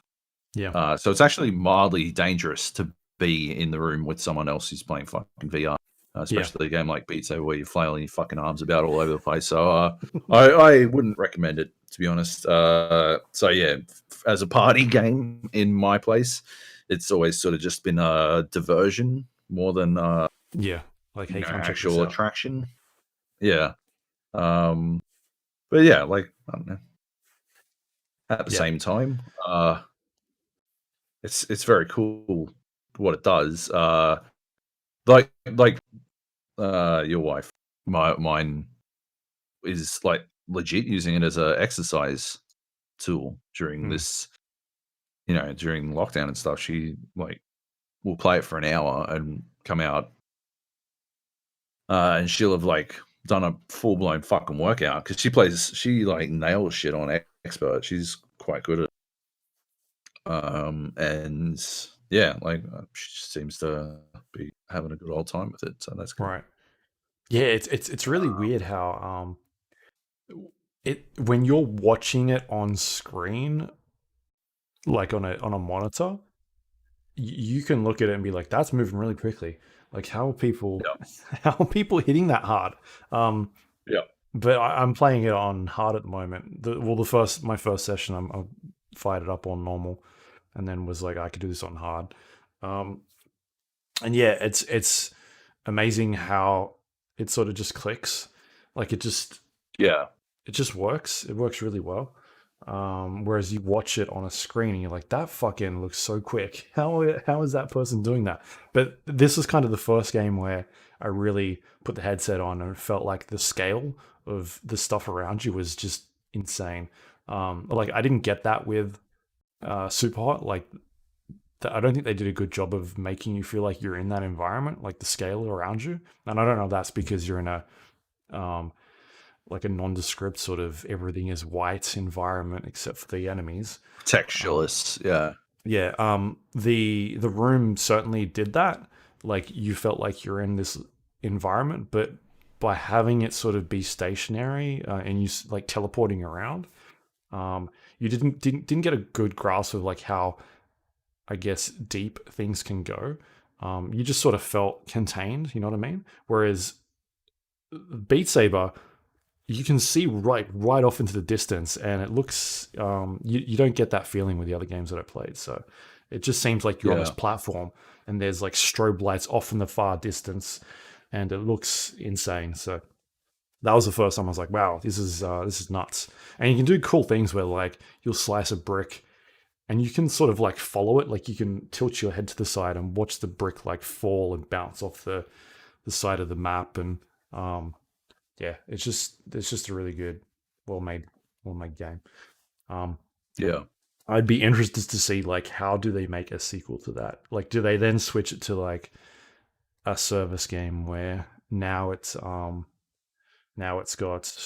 a library of songs and that sort of stuff and customizable lightsabers or sabers and that sort of thing. So. Yeah, because there's obviously a huge community around it, but sorry, sort of like a lot of that stuff is already there in mods, though. Like, what would be your incentive to progress to Beat Saber 2 if you've already got all of that shit in mods? But they're not making money off of it. That's the problem. No, of course not. Yeah. I don't understand what the incentive would be for the consumer. You know, why would I upgrade? Well, it would have to be something significant. Yeah, and I guess that's the thing. It's one of those situations where they goofed immediately, right? Like the upgrades for Rock Band were always like improved. They had that peripheral element where they could improve the peripherals, but the Beat Saber is pure software, so all the improvements have to be software only. But they sort of fucking knocked it out of the park from the get. It's sort of like the dream scenario and the nightmare scenario all at once, where the dream scenario, you fucking perfect, like the perfect fucking outing. Hmm. And the nightmare scenario, you can now never go. You can't improve upon perfection. Even if like ultimately what they did wasn't necessarily perfection. Like Yeah. what mods have turned that game into is basically unbeatable. And Yeah. I feel bad for them. I mean, maybe it's just a point where they just keep releasing song packs now, or something like that. I don't know. I don't know what that looks like, but anyway, that game's very well done. It works extremely well for that platform, especially when like Rock Band and Guitar Hero really died, and they were games that I really loved playing a lot. It just got to a point where issues with latency and the way that like TVs now work, and trying to get that stuff to work on like a 60-inch TV, it's just huge problems with that sort of stuff. So and having to store all that hardware as well was a huge pain. Oh my god, you talking about latency on giant TVs just reminded me of another game I've played, which I've got to put in here, especially because considering we're talking about VR. Yeah, I'll go ahead. Go straight in. Yeah, it's called EmuVR, right, and it is literally just a wrapper for RetroArch, which is a collection of emulators. right. And this wrapper, it's like it's basically a UI, right, or UX for these emulators that already exist. So when you download this, you can get in the beta for free. It'll always be free. You can go to, I think it's emuvr.com. .net. It is .net, yeah. You head to emuvr.net. You got to sign up you got to send them an email, and they'll send you a link to their Discord. And once you get Discord, it tells you how to download and takes you through all the steps. And they're pretty aggressive about following all the steps. And if you don't follow the steps, or if you ask a question that can be answered within the steps themselves, get really short with you. They didn't get short with me, but I saw, like, while I was on the Discord going through the steps, I saw someone ask a step like just after I'd read about it. I'm like, did you not read? And then immediately someone fucking pops in, go read the thing at the fucking top. I'm like, oh shit, fucking around. Anyway, so you do all that, and once EmuVR is set up, you've got a full blown setup, RetroArch. So it's like it doesn't come with any of that shit, which means if you want to play PlayStation games, you need the BIOS for a PlayStation. It's got a list of the compatible BIOSes and all this kind of stuff. There's like it's not as easy as it initially looks. Like that alone, like it requires you to want to set up an emulator and then set up on something on top of the emulator. Like it's sometimes setting up an emulator is difficult enough as it is. Like it can be complex. Like to play, I think it's Japanese fucking PlayStation games, you need a different BIOS to play than what you need to play fucking American PlayStation games, that sort of stuff, and I think it's the same across Europe as well. And then you need a different BIOS for, your other consoles. Each console needs a BIOS. None of that stuff comes with it because it's all technically copyright, protected under copyright, and so they don't host it. But if you own the machines, then look, I'm not going to say that you can legally download a BIOS, but you could legally download the BIOS off your own machine, which you back it up. So you're allowed to do that, and that's what I did, obviously, with my my PlayStation, so I could acquire the BIOS. And anyway, once you've done all that, you set it all up. You back up your games into ISO format, or to the format that RetroArch requires to be able to play, because some of them will play directly out of the zip and some of them absolutely will not. You got to work all that shit out. Like I said, it's fucking complicated. Once you've done all that, then you get in the game. Then you have to set it up, right? And that's where EmuVR sort of comes in, because you've got like I'm playing a PlayStation game. I pick up the PlayStation in the VR environment. I pick up a PlayStation. I press the open button. I grab the disc, and I put the disc into the game. I close the lid. All right, and I'm doing all this with with my VR wands, like sort of like moving my hands around.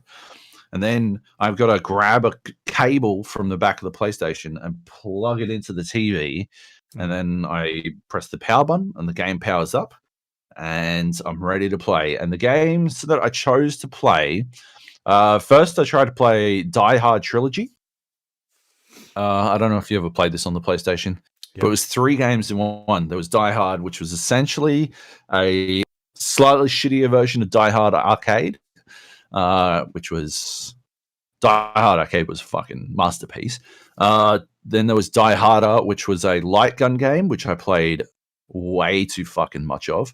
Was in the airport. And then, yeah, it was at the airport, yeah. And you legit, like, they really faithfully took you through the airport of that film. Like, they recreate a bunch of scenes. They go fucking deep on that one. Like, it's a good fucking job.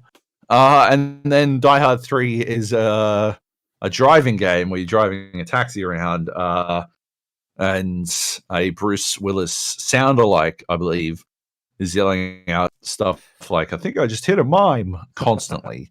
And you can run people over, and there's like Carmageddon style blood everywhere and all this kind of shit. Anyway, magnificent game. I wanted to play the light gun game, Die Harder, right? Which is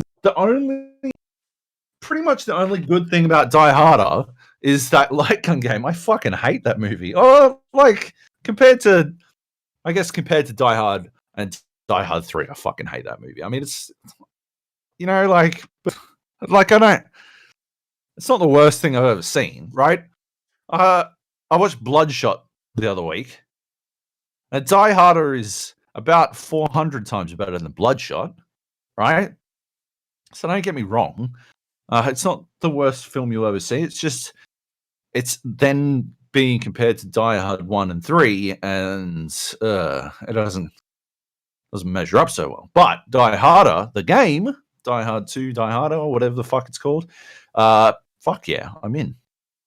I wanted to play it because I figure, right, if any platform is made to bring back the light gun game experience, it's VR. Because you've got a peripheral. They can map that shit. It's already calibrated. Like, all that shit is worked out for you. Unfortunately, that requires, it doesn't work. The emulation for that game doesn't work very well. Right. It's not, there's an, like, because it's 3 games in one, that have a real problem with emulating a light gun. So it's not actually 1-to-1. They reckon the best way to do it is anytime you want to fire, you should fire twice, because the first one will like map some sort of preview of where you're going to shoot, and the second one will be where you actually want to shoot. But I think what's actually happening is it will shoot where you were and then shoot where like when you shoot the second time, it shoots where you were before. And so it's sort of like one shot behind you, and it'll always be like halfway between where you're aiming. Like the first shot will always be halfway between where you were aiming, where you are aiming. So it'll sort of like, you just see, yeah, it's not a good fucking way to play. Anyway, so I tried that out. Wasn't thrilled with it. Die Hard 1, Die Hard Arcade, is still fucking cool. But the way EmuVR works is you've got to play, like, it doesn't let you switch between light gun and controller. You've got to basically switch out the light gun game version, or switch to the non-light gun game version type thing. Because of the way RetroArch loads all that kind of stuff. it loads a controller setting when it loads the game itself. So to play Die Hard Arcade, I had to switch out the game, which you pick up the PlayStation, press the button, take the disc out, put in the non-light gun version of Die Hard Arcade, close the lid, power it on again, and there you go. Pretty cool. It is actually still cool. You're sort of sitting there in a fucking room. You've got this giant fucking CRT TV sitting in front of you. And you just sort of play games. Then I still want to play a light gun game though, so I cracked out the Sega Saturn, and I loaded up a Sega Saturn version of Virtua Cop 2, which that works really well. That works amazingly. Like I've unbelievably fond memories of Virtua Cop 2, both in the arcade and at home. And holy shit, it works fucking phenomenally.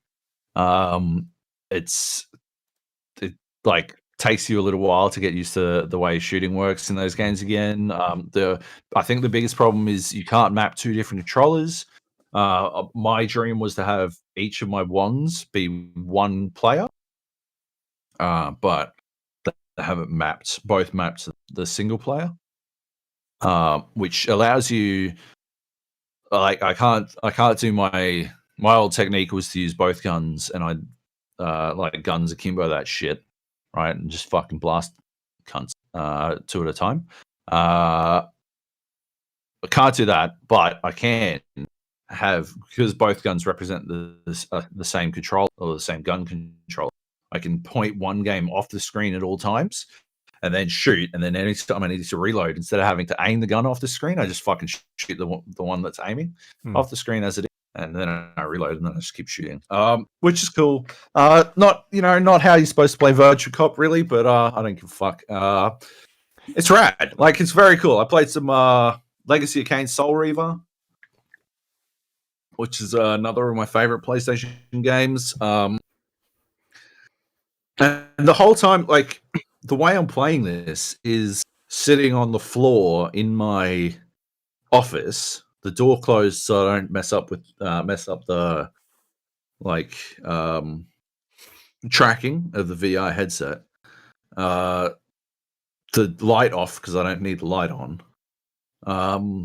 Playing a fucking PlayStation game, sitting and meanwhile in my vision, I'm sitting on the floor with my back against the bed playing a PlayStation game, and it is phenomenal. Like, weird. I think on some level it is weird as fuck, but it is a phenomenal experience all the same. It's just like nothing I've ever done before. I mean, I played that game, what was it called? Duck Hunt? No, not Duck Hunt. But it was the Duck Hunt game. Whatever the fuck it was called. I gotta fucking remember this. It's driving me nuts. I mean, that's one of those games that I think everyone should play on VR. Duck Season. Everyone should play that. I think it's a must-play VR game just because of it shows it is such a demonstration of potential. Made by the same people who've made Boneworks. Yeah, played Duck Season, but that's a little bit more static. Like, it does replicate a very similar fucking concepts.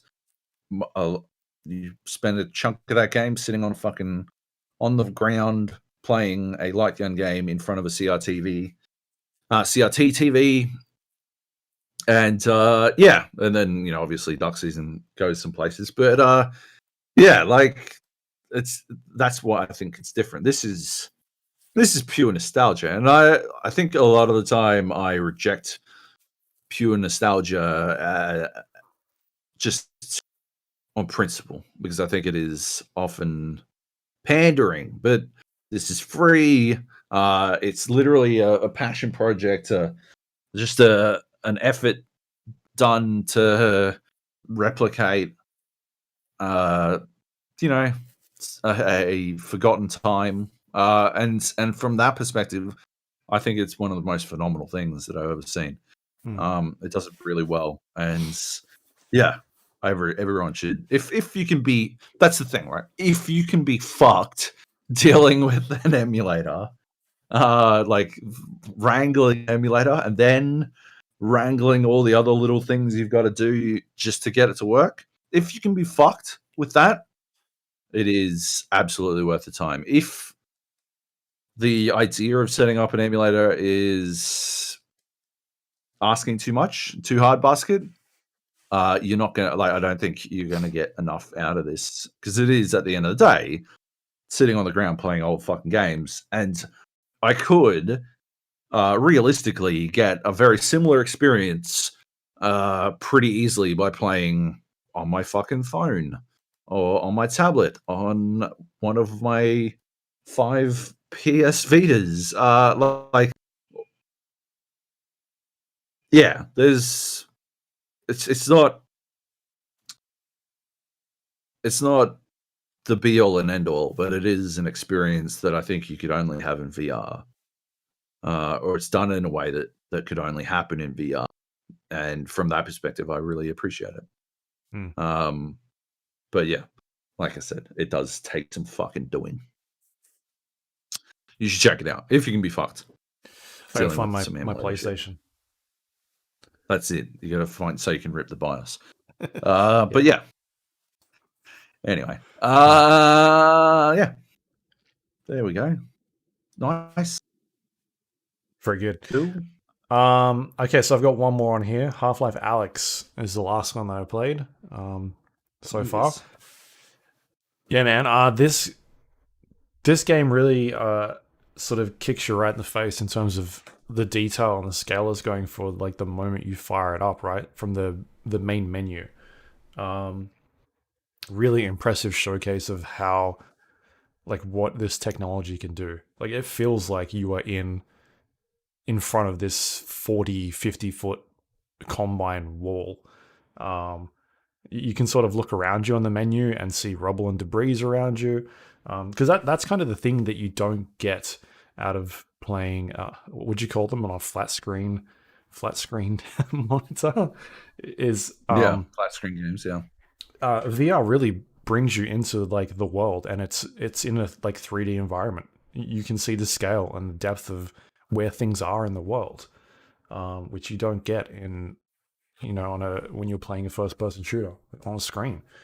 And so being able to stand there and like look up at this wall on a menu and see how ginormous it is, and like this floating text in front of you that says like Half-Life Alyx, and then looking at the floor, even just the Valve logo, right, of the Valve man, like the guy, and there's like a fucking giant man in front of you, the back of his head, and you're wondering, is he actually going to turn around this time? And he nearly does, but you don't get to see his face. Just like, even that is just sort of shows you how good this technology is, and how it can put you inside of this world. And that's really what this game does so well, is that the detail and the scale of everything in the game. Like the moment you start it up and you're in City 17, and there's striders walking around, and you can see combined structures in front of you, and the rooftops of the city that you're in, and just being like feeling like you're in this location. Like, I didn't get that from like I said, other than Beat Saber was the one game that I felt like I was standing in. That's what Half-Life done. Like, you feel like you're in this world because just how detailed and how enormous everything looks. Like, they did an excellent job of making you feel like the stuff you're standing next to is actually there. There's moments in the game where you're like walking down I think there was like a bathroom or something like that, and you see the reflection on the tiles of the light on top of the roof, but there's also water on the ground and like puddles, and it just looks so lifelike. And because you're actually you're not looking through it like you would on a computer monitor. It feels like you're actually there, and so you can get down to the ground and see all this detail that you wouldn't normally see. And yeah, it just looks outstanding. Like the amount of like craftsmanship they've gone into creating this world and making it feel so real is really what's going to push this medium forward. And there's moments where there was like a dark hallway that I needed to walk down, and it was dimly lit, but off in the distance there was like a cracked window, and the light was sort of shining through and reflecting off the wooden floorboards and stuff like that, where just really these like outstanding set pieces that you can sort of look and be like, oh, that looks pretty sick. Like I haven't seen any, like it looks like something you'd see in PT or like one of those atmospheric horror games, but you're actually like it feels like I'm standing in this room. It's just a weird feeling. Like I haven't experienced anything like that in a game like before. Okay, so yeah, I think the game does a really good job of like atmosphere, right? And making you feel like you're in this world. There's a moment in the game, I think you talked about it about a month back, where you first get like a flashlight, and it's a really cool set piece where you get into like this sewer system, and there's this corpse like hanging from a wall, and you need to get the flashlight off of this corpse. And that moment, I felt like I was Danny Glover in Predator, where he like gets the shotgun and like pokes it in the chest to see if it's going to jump up and get him. That's basically what I was doing at that moment. Like had my shotgun out and was like nudging this thing with a shotgun because I was convinced it was going to jump up and like attack me or something like that. So yeah, just like the atmosphere of the game is like something that is very hard. Very few games do that on like a normal level. Like you get your Bioshocks and that sort of thing where they just do such a fantastic job. But being able to walk around these environments and seeing them up close and feeling like you're in that space is, yeah, it's really what's going to push this medium forward. And I think that it's going to be hard, like, to play very average first-person shooters from now on and be like in awe of the environments and what they're trying to do when you can have such a good experience like this. Yeah, and I honestly feel like if the technology keeps up, this is like first-person shooters are going to change completely because of how well they can do these sort of things, like make you feel like you're in these locations. So yeah, I think that Valve have done an outstanding job with the world building here. And then there's things like the stuff that you talked about of I think you've referred to them as like Minority Report puzzles, where you're using your hands to interact with these puzzles in the world and like spinning them around and like connecting certain like dots to each other, and that stuff looks really cool. Like again, it feels like that stuff is right in front of you and that you could like reach out and touch it. There's the one I'm thinking of that was really impressive to me the first time I saw it was the when you're like trying to defuse the trip mines. Just the way that looks it's very impressive. It's just, I don't know, it's just something about the way they do their like holographic 3D puzzles. It just blows your mind. It looks like something out of, like you said, Minority Report or like Iron Man, like him tinkering about with that sort of stuff. So that stuff is really cool. And the stuff you were talking about as well with like Combine soldiers taking too many hits to sort of go down and die. I agree with that. Like they take like 3 or 4 headshots at most to kill every soldier, except for the heavier ones. They take about maybe six or so. And that sort of detracts from the experience because you really feel like this stuff should be, or these guys should be going down a lot quicker than what they are. And yeah, so if that was maybe two headshots, that'd feel a lot better, and then maybe bring the heavier guys down to 3 or 4, because the rest of the stuff feels pretty good in terms of like head crabs, and the ones with the head crabs on their faces as well. They only take about the head crabs themselves take about 3 shots. Some of them take 1, depending on if you get in the weak spot. There are other enemies that show up later on that don't take that many shots, but it's just the soldiers that seem to take quite a lot, and it sort of detracts from that. But being able to see those guys up close is really cool. And just all the other things that you sort of interact with in the Half-Life world is a lot of fun, including the characters. Russell, who's played by Rhys Davis. Rhys Davis? Is that his name? Where'd I pull that from? Rhys Darby. Darby. Rhys Darby. Davis is the Jonathan Rhys Davis, the yeah, fucking Indiana Jones professor from Slider. Yeah, or Indiana Jones. Yeah. Yeah, Nice. yeah. He's an excellent character. He fits so well into the Valve universe of like, where Valve has gone in like the Portal-esque of it. Like it feels very Portal, right? This particular character. The narrative style. Yeah. Yeah. Like they're leaning a lot more heavily on the comedy stuff, which is really cool. Yeah. And so here's a really great introduction to the character and just the story. Like the story is fantastic. I just didn't think it was going to go into places where it did.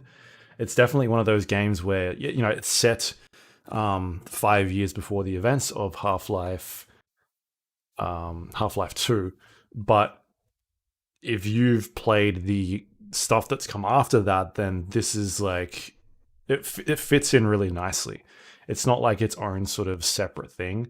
And then yes, like the story was, I thought it was going to go places, and it kind of leads you into certain like a sense of, oh yeah, you think you know where this is going, but it really doesn't. Like it throws some good twists in there along the way, with where that story goes. And by the end of it, I was like, yeah, I was pretty hooked on where that story is, and even like where they can go in the future with this is really interesting, because Half-Life has always sort of been about a lot of the story. Half-Life 1 obviously was huge in terms of what it did for storytelling and video games. And then on top of that, the 2 sort of really worked in stuff with the physics system, and what like games could do with physics. Yeah. And so yeah, having sort of those 2 things combined into this one is a lot of fun. Like I said before with what was it? Superhot. I had a lot of problems throwing stuff in that game, whereas this one they did such a good job of making it feel right. Like I could stand there and throw a grenade at people, no problems. Or if there was like a barnacle and I needed to throw a grenade at it, without a doubt, every single time I threw it, I'd get it where I needed it to go. Or at certain points, I was like throwing grenades into buckets or down alleyways, like reaching behind really tight knit corners and throwing them around there, throwing them through car windows. Like just technology wise, they just nailed pretty much everything in terms of the throwing sort of stuff. The way that I played it was very different to you in terms of the movement system. So you end up using teleport, which is the default. Yeah. Which is the default way to play it, and it's set up as a default because it's the most, I guess, comfortable way. It makes people feel. That's how it was designed, I think. Right. Like it was designed to use that movement system initially, and they implemented continuous movement once they saw it in Boneworks, because Boneworks uses continuous exclusively. Right. As this movement. Yeah. And I think they saw it saw Boneworks demonstrate how it could work. Yeah. Because I think initially they didn't believe that it was something that could be used effectively. Right, and that's because people get motion sickness, right, of playing these games. But I think the technology's gotten so good that refresh rates are really fast and smooth. Latency in terms of moving the head movements are pretty synchronized up, so it doesn't feel like you're floating as much. So yeah, we used between the 2 of us, we played different styles. Did you say blink shift? I think, is it called shift? Yeah, I think so. So that's the one where it doesn't blacken out and then teleport you. It sort of like quickly moves you across the ground from one place to another. So you're sort of like zipping through. Yeah. The way that I ended up playing, it was just continuous, and there's two ways for continuous. There's continuous head tracking, and the other one is continuous hand tracking. I think Nate's playing it with hand tracking, from what it sounded like he was describing. Continuous head tracking, the way that works is you think about it in terms of using a controller. You've got left stick and right stick, which is what you've got in your hands as the wands. And if you want to move around in a console game, you use one of them to move forward, backwards, left, right, strafing, that sort of stuff. And the other one is used to look around, right? In VR continuous, what you end up doing is the left stick makes you move around, and the your head acts as where you're looking. So if I push forward on my left stick, my character moves forward depending on where my head is looking. And so I can really start to play with it and strafe around while looking in a certain direction. I can still move backwards, and it means that I'm no longer having to, like, I can still walk around in my room physically and move around the environment. But if I want to, say, move around a ledge, I can look straight, and then as I get to the end of the ledge, start looking left, and my character will then start moving that direction. And I thought it worked exceptionally well. Like, I never had any issues where I felt like I was getting motion sickness or anything. So I ended up staying. It just felt more natural to me being able to move around this environment without teleporting, because I feel like teleporting maybe takes you out of it a bit more by zipping around the world. It just, I don't know. I prefer to be able to be a bit more in control. So yeah, that felt really well. The only time you kind of use teleport is to vault over objects or jump across like ledges that you can't get to. And in which case it uses I'm guessing the same sort of system as what you'd use for teleport, like 2 little feet pop up and you zip to them. Or if you're trying to go up a ladder, you can do it the VR way by grabbing the railings on the ladder and working your way up, or you can just sort of press forward on the both control sticks, and a little like circle comes up and fills, and once that goes, it just automatically pops you up the top. So yeah, getting around in the world using that system felt great. Being able to explore it and move around was never had any issues at all. So that was really really good. The ammo, I think you mentioned ammo management or like resource management. I had zero problems with ammo in this game. I had too much ammo, I feel like. There's a point where you end up getting like a second weapon, and I must have had 160 bullets or something in my gun, and I'm like, all right, I'm clearly I'm either headshotting way too well, or I'm finding like I'm scouring too much. And so I never felt like, I don't know, I guess like after hearing you talk about it, I thought I was going to get myself into like a Resident Evil style game where I was having to manage all my ammo all the time, but I didn't have any of that problems at all. Like, I had so much ammo. At one point, I think I had like 400 rounds in my third gun that I got. It was just so much ammo all over the place. The only one that I was really... I wonder if they've changed it, because that is not even remotely the experience that I had, Yeah. The only ammo that was a bit scarce to me was the shotgun ammo, but that was mainly because I don't know if you don't find much of it, or I was using it a bit more, but it's definitely not as clear. Like the pistol and SMG ammo, you just get so much of it. They got like a blue light on them. Yeah. So they're very easy to see, I feel. Whereas the shotgun, I think it's got a blue ring down the bottom, but it's still a lot easier to miss a shell when walking around and stuff. Yeah, and you occasionally only get like 1 or 2 shells anyway. It's not like you're getting 1 or 2 clips. So yeah, I had no issues with ammo management in the game at all.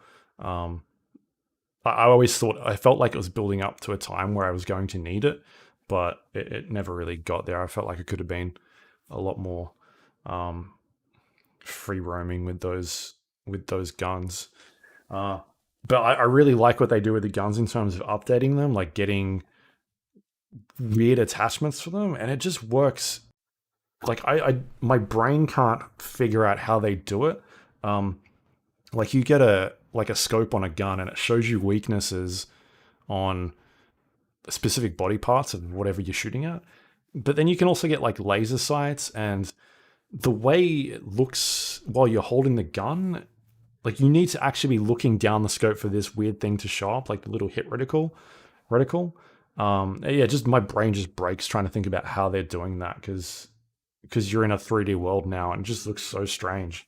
Like in a good way. Like I don't understand how they know I'm looking in that specific spot. It's just strange. Anyway, so all like the weapon upgrades are done really well. I had a lot of fun with them. Like it sort of takes away some of the intricacies of learning how to use these guns. Like the first time I went to go reload my shotgun in a Miller fight, I fucking panicked so hard because I was like, shit, I don't remember how to reload the shotgun. And it's one of those things where, you know, you unload the clip, you reach behind your back to grab the ammo, you slam in the shotgun shells, and then you pull the chamber back down, and you like start clicking and nothing happens. You're like, what the fuck is going on? And you realize you got to like yank the cord back and get the gun to reload. And then that just becomes like second nature. You just know how to do it. Reloading clips out of your pistol, it just like becomes so quick. You having issues with the ammo, or like putting ammo behind your back, something like that? Taking ammo from my back. Yeah, like honestly, I can see that not everyone's going to have that problem, right? I think it's an OG Vive tracking issue. The amount of tracking systems that are on VR headsets now that just aren't on the OG Vive. If you've got like fucking 2 cameras on your fucking headset, you got all this other shit. I've got 2 lighthouses that sit up in the corners of my room, and I believe gyros in the headset itself. But beyond that, I've got no tracking. There's so much extra tracking in the more modern they get, the more tracking. Yeah, so the Rift doesn't have like base stations, the little like satellite things you can put up in your room. I know the Index does, and I'm not really sure how that works. But yeah, I had zero problems with ammo or anything like that.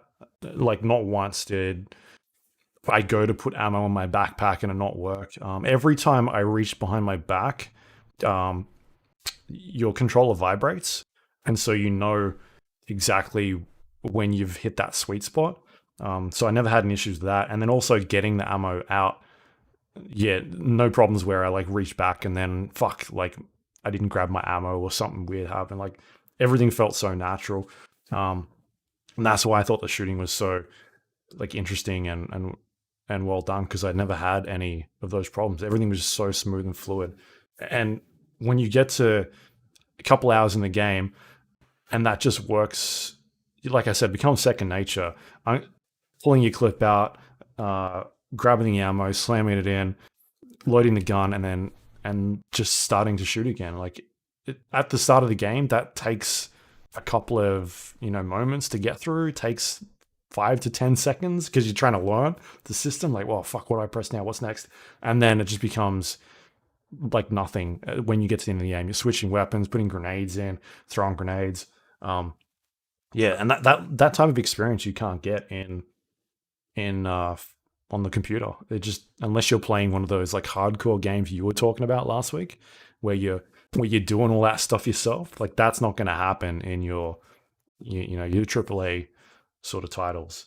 So I really enjoyed the shooting, and just like the weird shit around it of getting grenades and like stocking up on. There's a fight in the game where it gives you a stupid amount of grenades, and I was like, fuck, what am I going to do with all these grenades?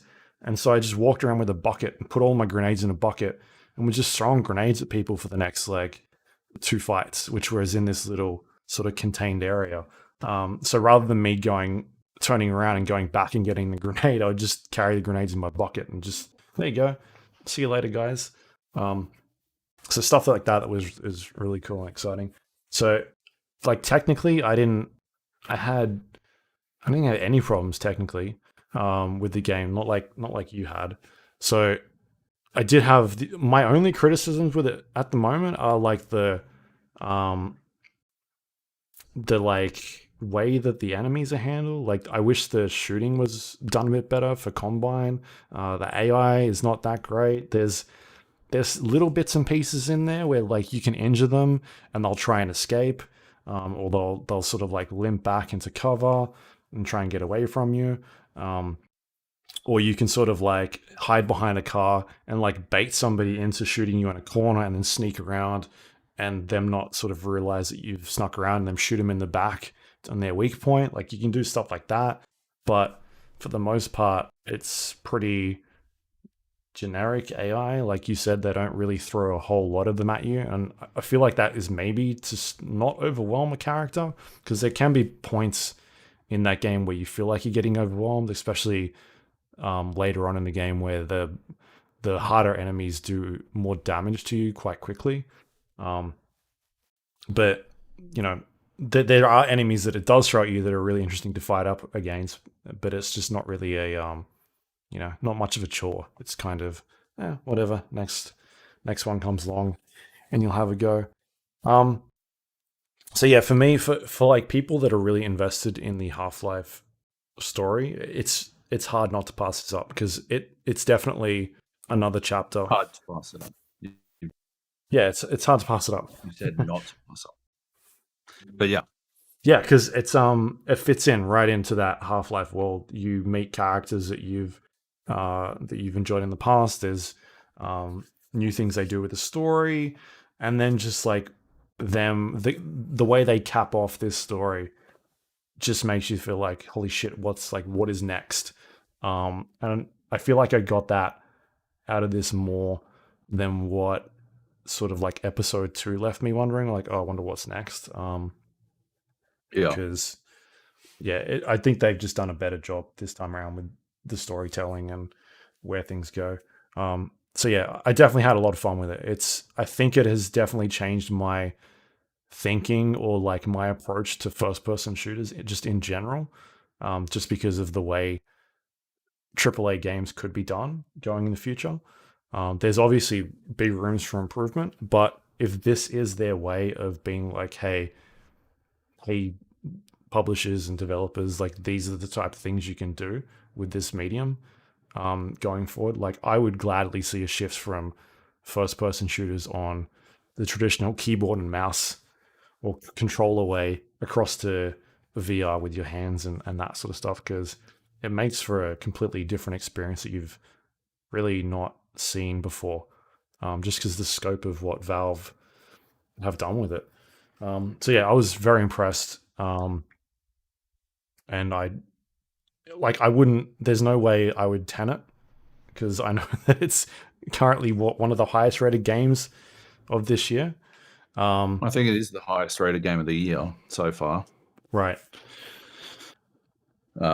Maybe Animal Crossing. Yeah. Has it done? I definitely wouldn't 10 Animal Crossing. I've not played it, and I can tell you now I wouldn't 10 Animal Crossing, just from things I've heard about how fucking nuts that game is.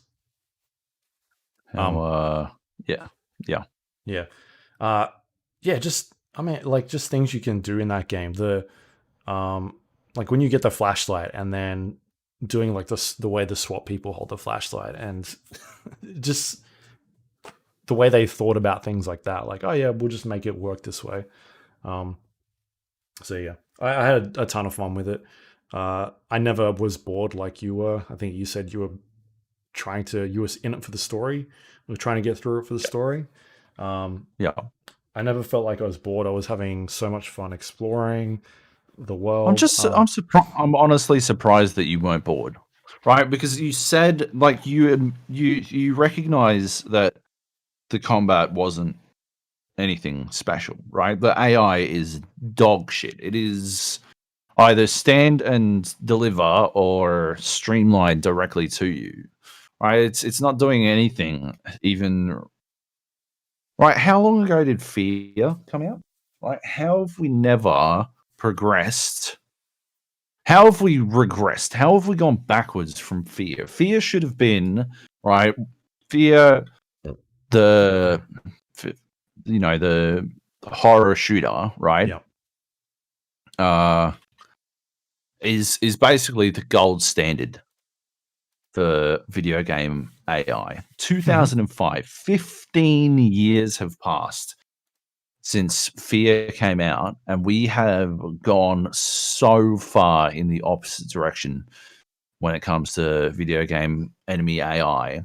Yeah. That now we are at a place where, yeah, a game like Half-Life Alyx, the system seller for VR, has zero complexity to its AI. It is so utterly simplistic. But that could be what they're going for, like the shooting gallery type thing. Because they definitely move around. Enemies move around. There are fights where they'll get into cover and use vehicles as a way of stopping you from progressing.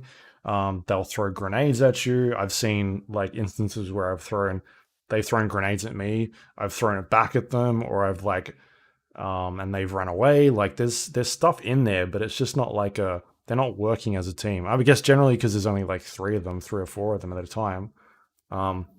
Which leads, like, is my other point. Like it's never, I got a lot of shit for this because I wrote in my review that the combat was at the same time too difficult in that enemies took too many shots for it to be satisfying combat experience, right? Which, again, you recognize as well, while at the same time being too simplistic because there weren't enough enemies to actually like result in. But like, I'm wanting interesting combat, not fucking impossible combat, right? Like, I want combat experiences that require, it's so difficult coming off a game like fucking Doom Eternal where combat is literally a puzzle, to go into a game like Half-Life Alyx where your entire combat experience is find a suitable piece of cover and then shoot the same point. Like, they might not even be enemies at that point. They might as well just be like you said, a shooting gallery. They might as well just be fucking targets that pop up that you have to shoot 3 times before they fucking move, right? Which is just, in my opinion, intensely unsatisfying an experience. And so that's what bored me was, the fact that I had to shoot the same location 3 times and then duck back, right? It's just dull combat wise, and like I think that carried over to the rest of the game experience. I think when it first came out, before I'd written the review or anything, even then I was pretty bored by the combat because I'd worked out the most efficient way to do it, right? Like I'd worked out the most efficient way. You would not have had this experience, right? Because you were using continuous movement, but the most efficient way to do combat was to have your when you shift moving, was to have your teleport icon sitting somewhere, because it doesn't trigger until you let go of it, right? So you can aim somewhere, aim with your gun, shoot, and then when they bring their gun up to fire back, teleport out of the way. Right. That works every single fucking time, right? Like, there's, but as we always, come back to on this fucking podcast, it's not my fault for working out how to break that game. That's not on me, right? Like, before the review, again, I found a way to, using shift control, right?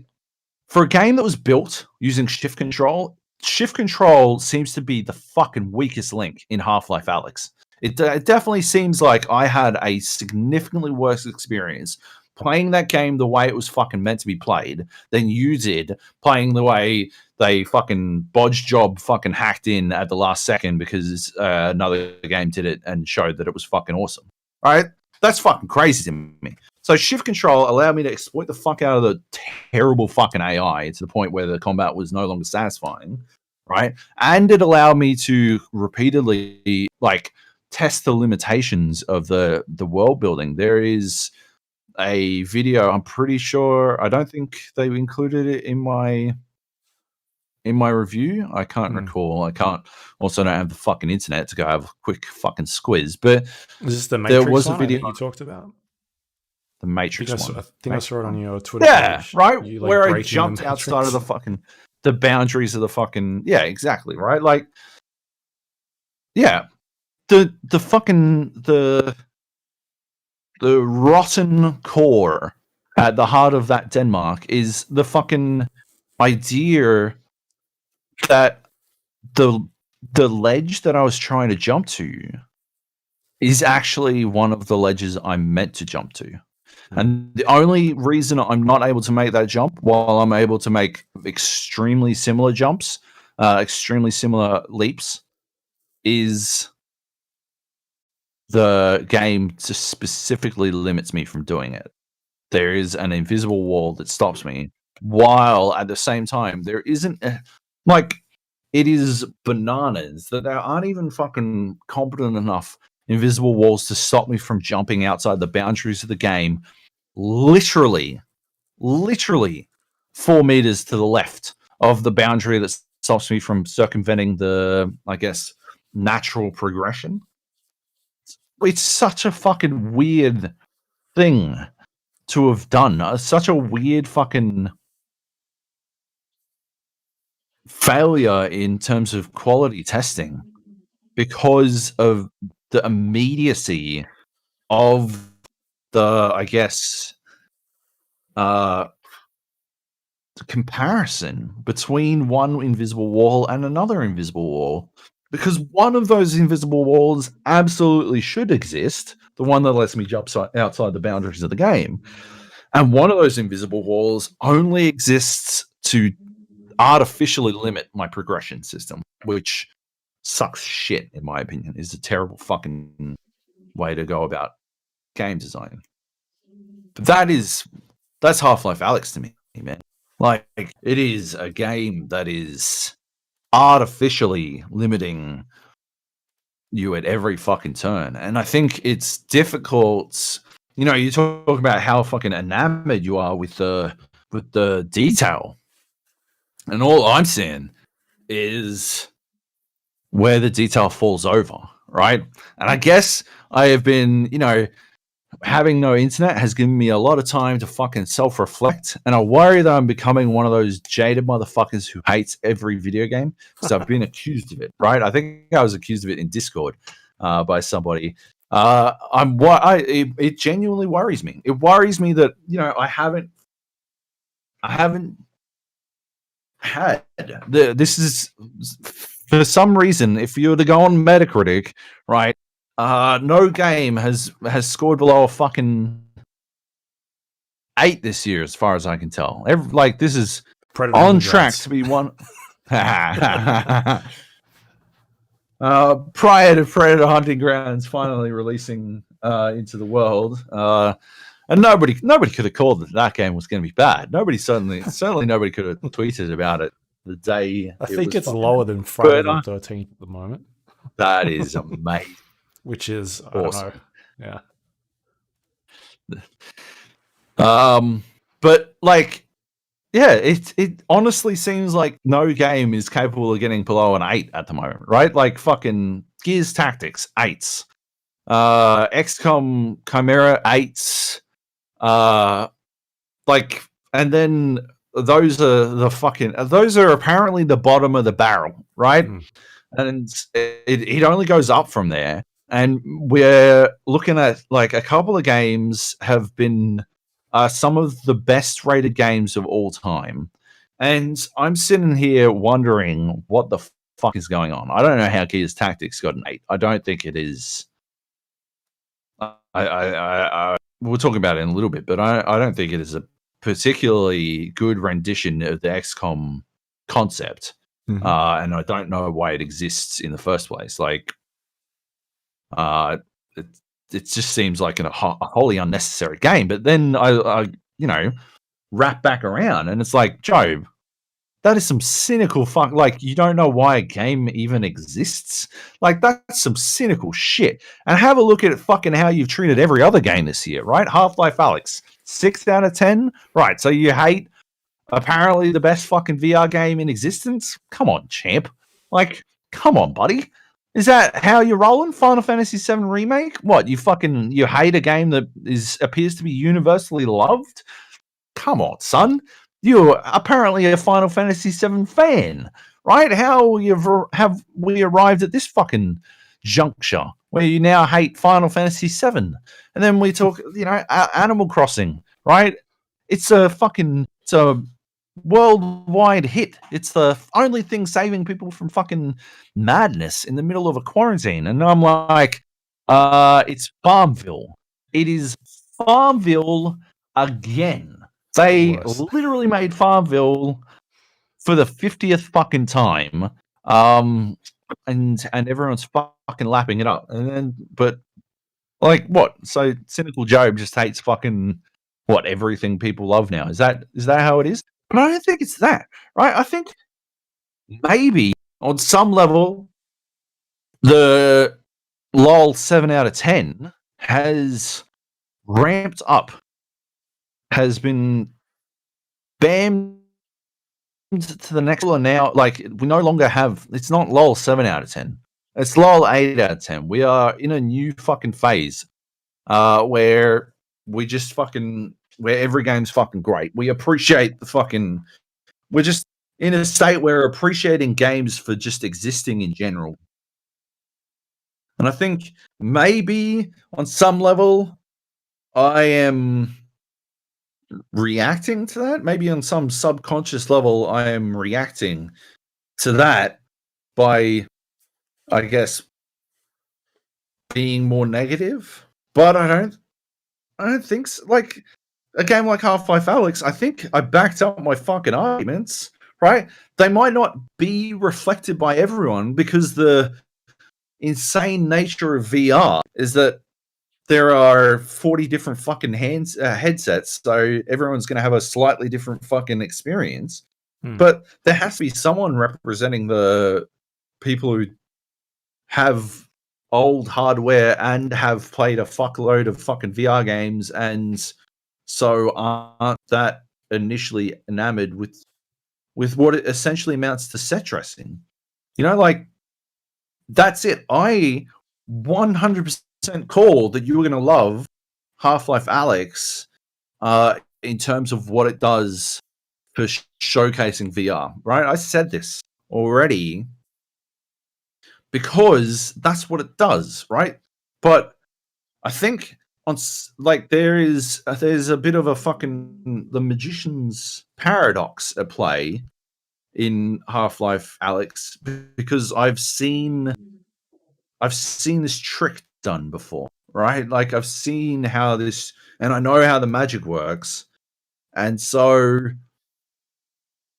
and I don't think it's done especially well here. So if you were to see someone do a magic trick for the first time and you didn't know how it was done, and you're like, holy shit, that's fucking amazing. That's the fucking best shit ever, right?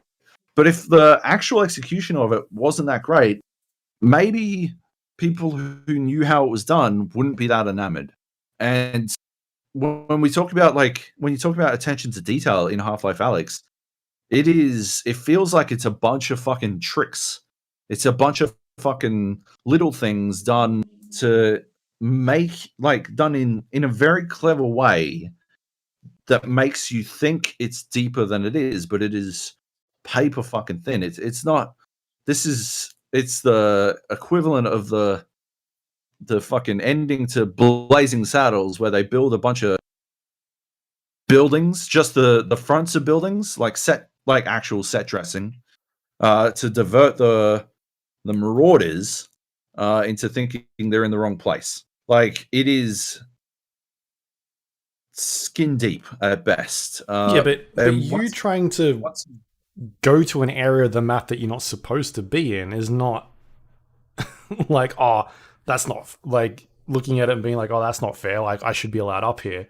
Like, it's not trying to be that game. It's not an open world exploration game. It's a very linear storytelling game. Hyperlinear hallway corridor shooter. Yeah. Yeah. But if you what about jump out of the world, it's not the world's fault. You shouldn't, like, you're trying to break the game. You should be doing speed runs if that's the type of game you want to play. I'm not trying to jump out of the world. What my point is that it is incongruous for the game to allow me to jump out of the world in one location, and then 3 meters to the right of that location specifically stop me from going to a location that is necessary for progression because the game doesn't want me to progress in that manner. That's not me trying to jump out of the world. That's me attempting to circumvent, I suppose, a small amount of simplistic storytelling. That's not even the point I'm making. I'm talking about, like, you were like looking at the rubble. You're like, fucking holy shit, look at this. Look at the sense of scale. But did you try to pick up a fucking rock and throw it? Well, yeah, I picked up a bunch of bricks and things. I've done that. Bricks? But did you try to pick up a rock? I never tried to pick up a rock. What rocks? The rubble. The rocks. The rubble that are rocks. There's heaps of it. There's heaps of debris. There's all kinds of debris and all kinds of things that you just can't pick up. They're just there. They exist. Even though they are of the size that you should be able to pick them up, you cannot pick them up. And it try to pick is up a rock. Pick like up tables. It's a glass shattering moment for me because it is a reminder of how superficial Half-Life Alyx's attention to detail ultimately is. You can pick up and throw any of these glass bottles will make as much noise as they need to distract Jeff. But this rock can't be picked up and thrown through that window because why would you need to? You could just use your gun. I did that a bunch. Breaking glass with my gun to get to ammo. I don't know if you remember this, but I was desperately short on ammunition.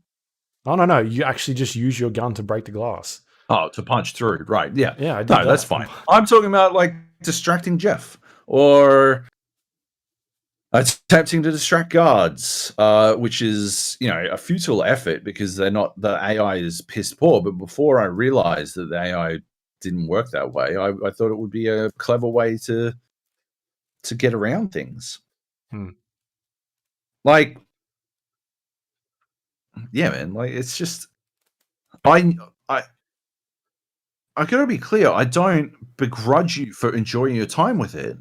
All I'm saying is, it is made to fucking wow new VR users, right? It's made from the ground up to do that.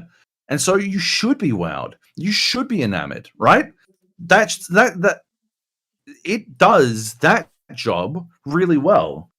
But I'm not a new VR user, so there's I feel like there was almost no chance that it could ever do that for me. It could never fucking achieve that because it's essentially not a game for me, which is insane because as a early adopter, in air quotes, it should be a game for me, right? How am I not owed my fucking Half-Life Alyx experience, the genius fucking?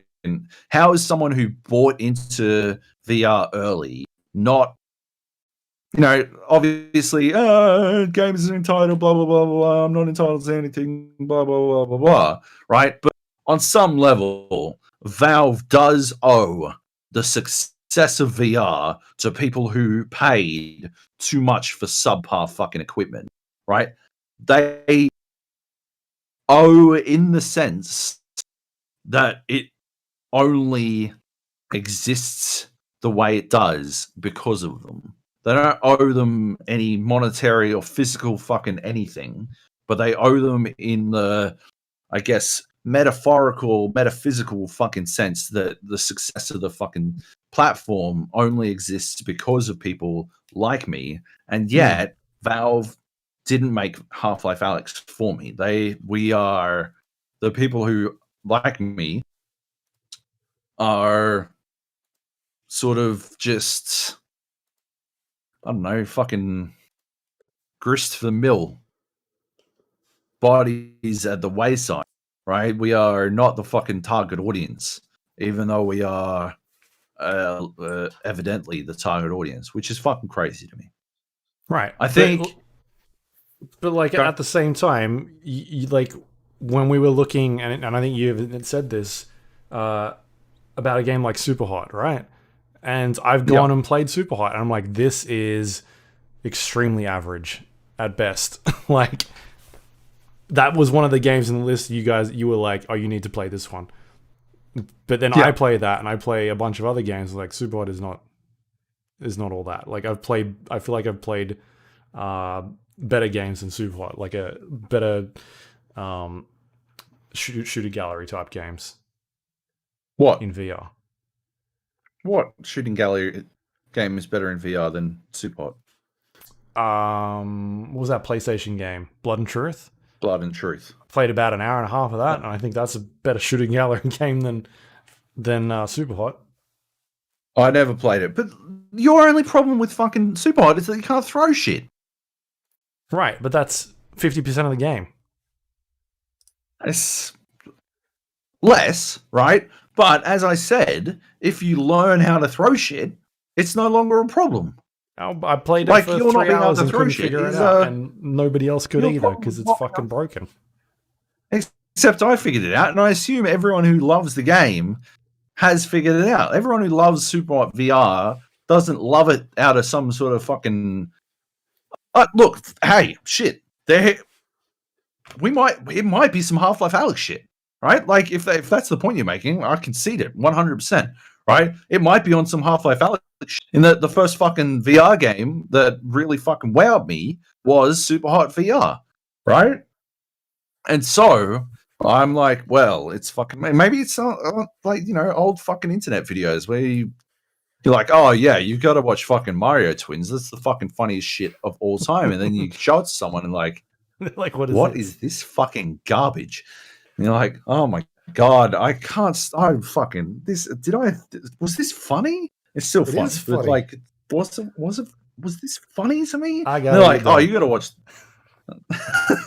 They are twins, that's why. Maybe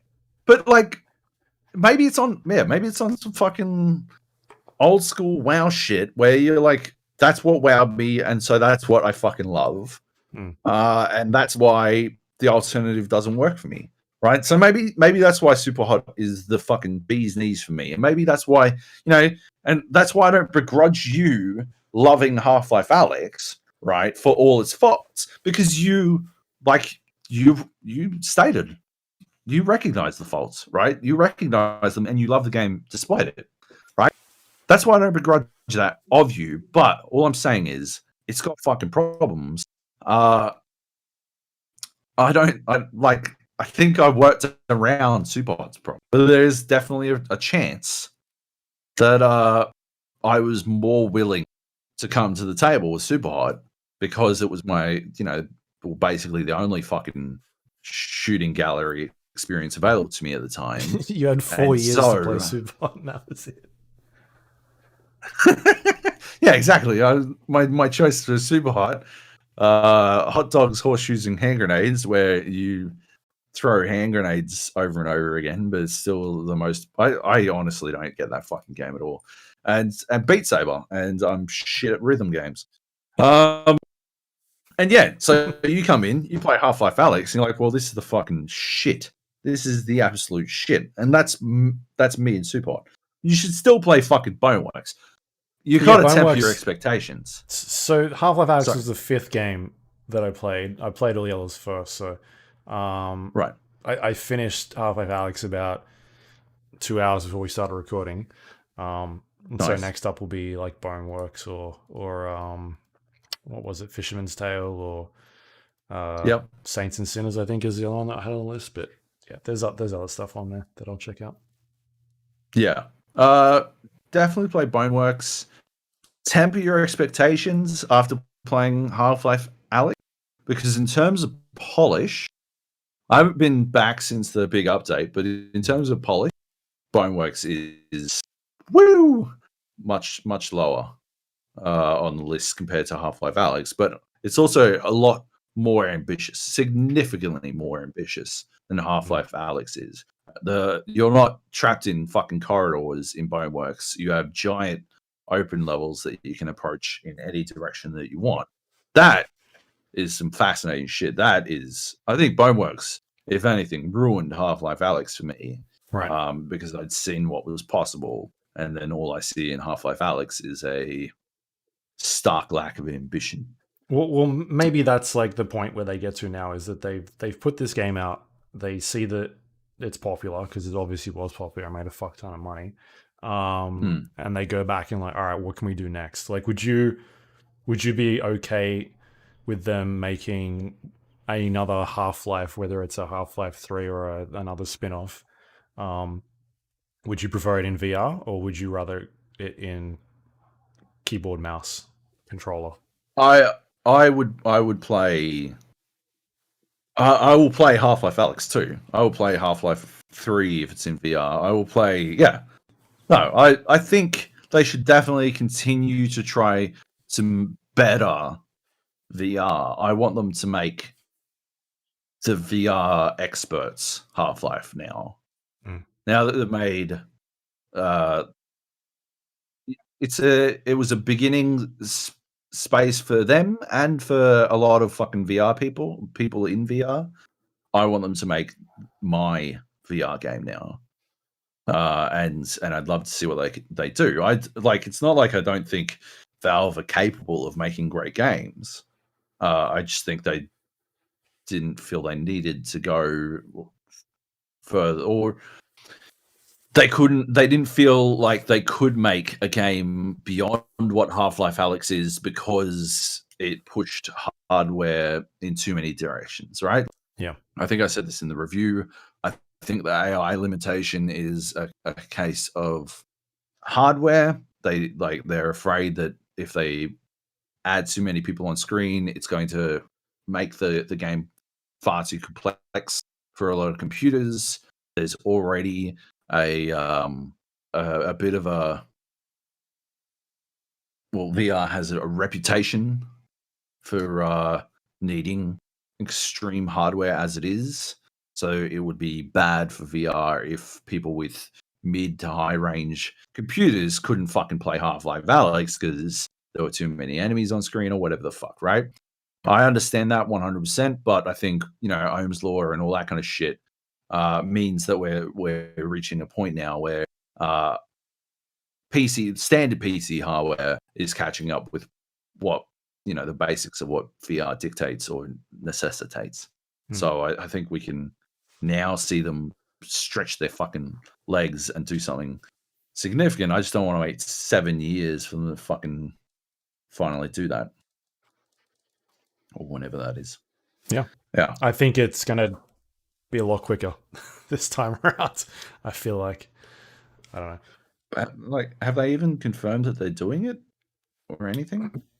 Well, like I saw that interview with IGN that they did, and they said they like flat out asked them like, will you do a Half-Life 3 next or something, Half-Life Alyx 2, whatever they want to call it, and they basically said we want to keep exploring the Half-Life universe.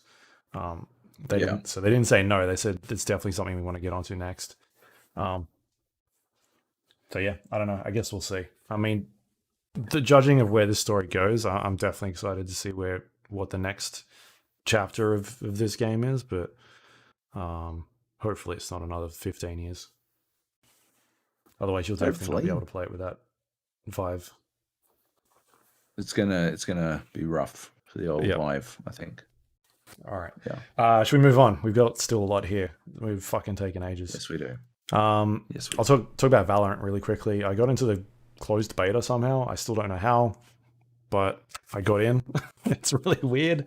So I jumped in and checked out a couple of matches of this. This is basically Riot's Counter-Strike / Overwatch competitor. It kind of smashes the two together and has like a little Valorant baby. But it leans highly on the Counter-Strike. Like it plays like Counter-Strike a lot. Feels like Counter-Strike. Except that the characters you've got have different abilities. Some of them are defensive abilities, some of them are offensive abilities and support abilities. But the ultimate goal of the game at the moment is to one team needs to defend, the other needs to attack and plant a spike, which is the bomb. It's 2 different bomb sites, and each team has currency that they're earning, money, and they buy weapons and items to use. There's things like armor. Characters have certain abilities that they can purchase, and there's ultimate abilities as well. And so each round, depending on if you win or lose, you get a certain amount of money, and then eventually there's a turning point in the match where teams swap sides, and the attackers now become the defenders, and vice versa. And then you go until the winning team gets the most amount of points, and then that's it. Off it goes again. Same criticisms that I had when I first saw the game. I think the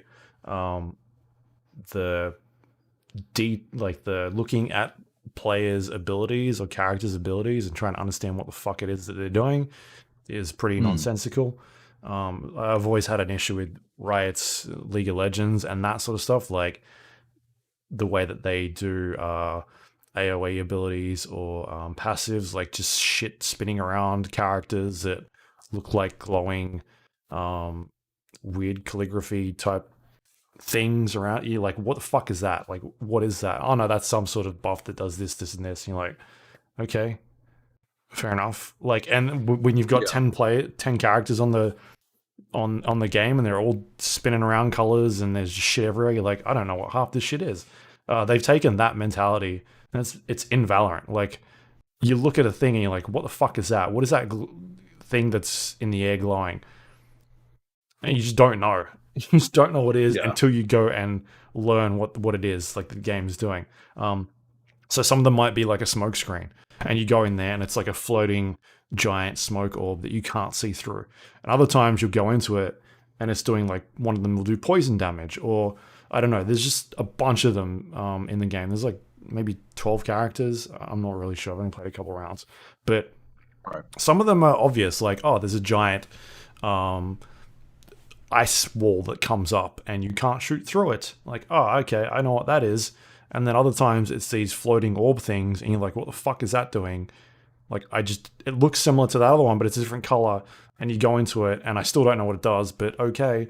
Just weird shit like that where you can't look at something and know automatically what it is. Like, oh, that's fire. You shouldn't go stand in the fire. Like, yeah, I get that, but what is this thing doing? Like, it's just spinning.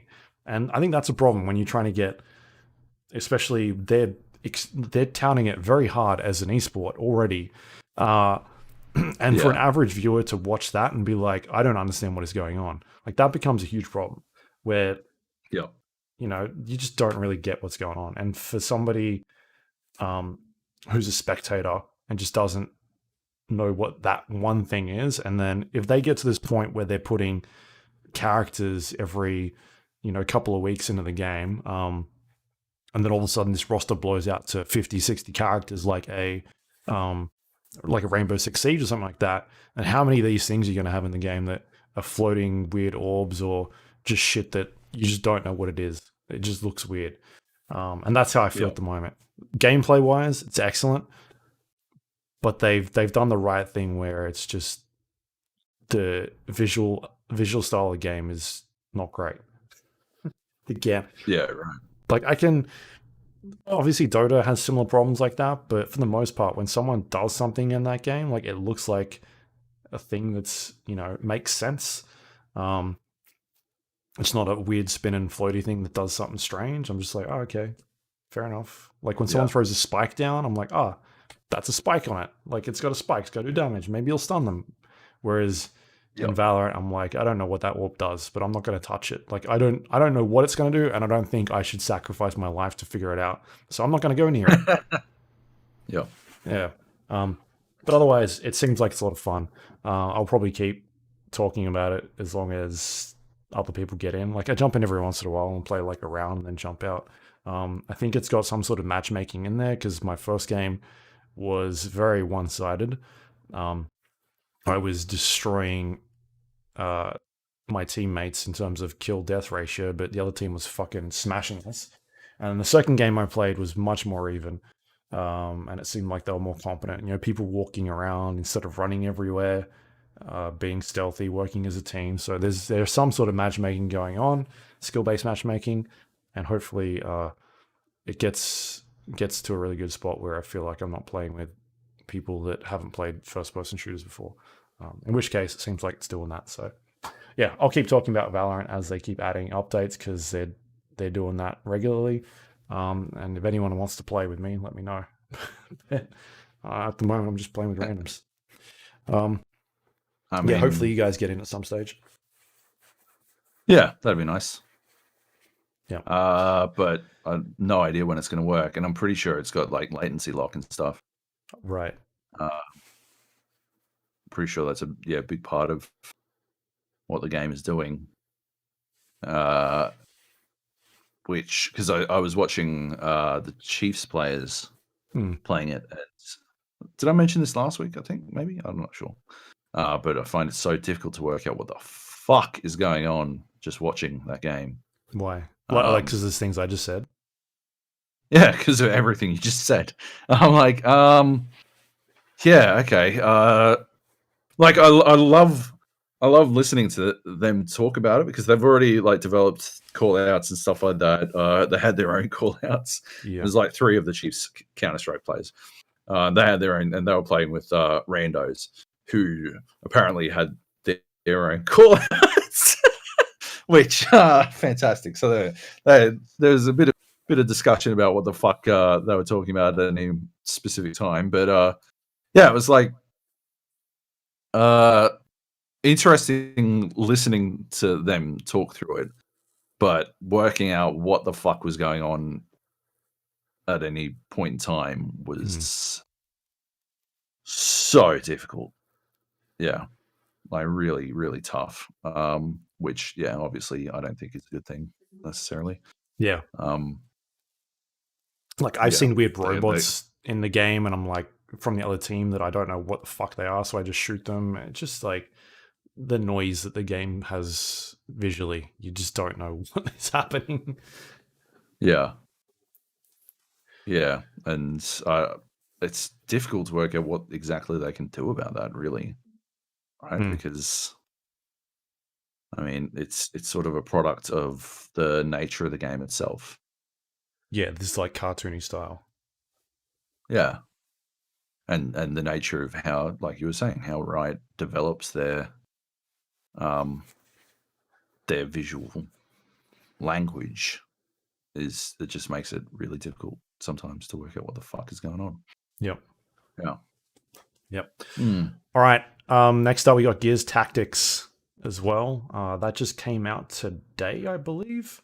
It's available on Windows and Xbox. It's on Xbox Game Pass, which is good. Another great addition to Xbox Game Pass. I think we are very big fans of that because they keep adding a lot of content to it. And it's just like, it's hard to be like, should you get it or not? It's like, yes, you should get it. I don't know how many times I have to say it. They keep putting really good stuff on there. Red Dead Redemption.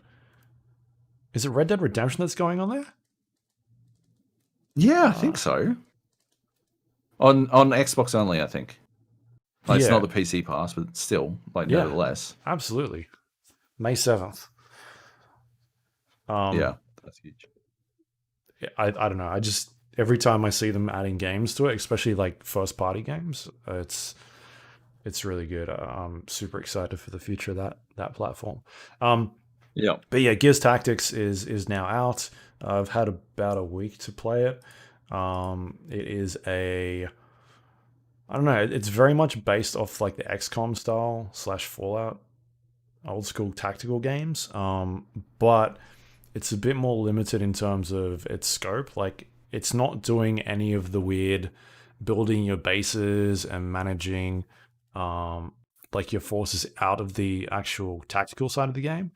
This game in particular is just doing the strategy side, so getting into the battlefield and working your way through missions, and then on the outside of that, you're pretty much just equipping gear and setting skill points and that sort of thing on your characters. So you're not building bases or anything like that. So it's a bit more focused. If you look at games like Mario and Rabbids, it's sort of much more in line with that.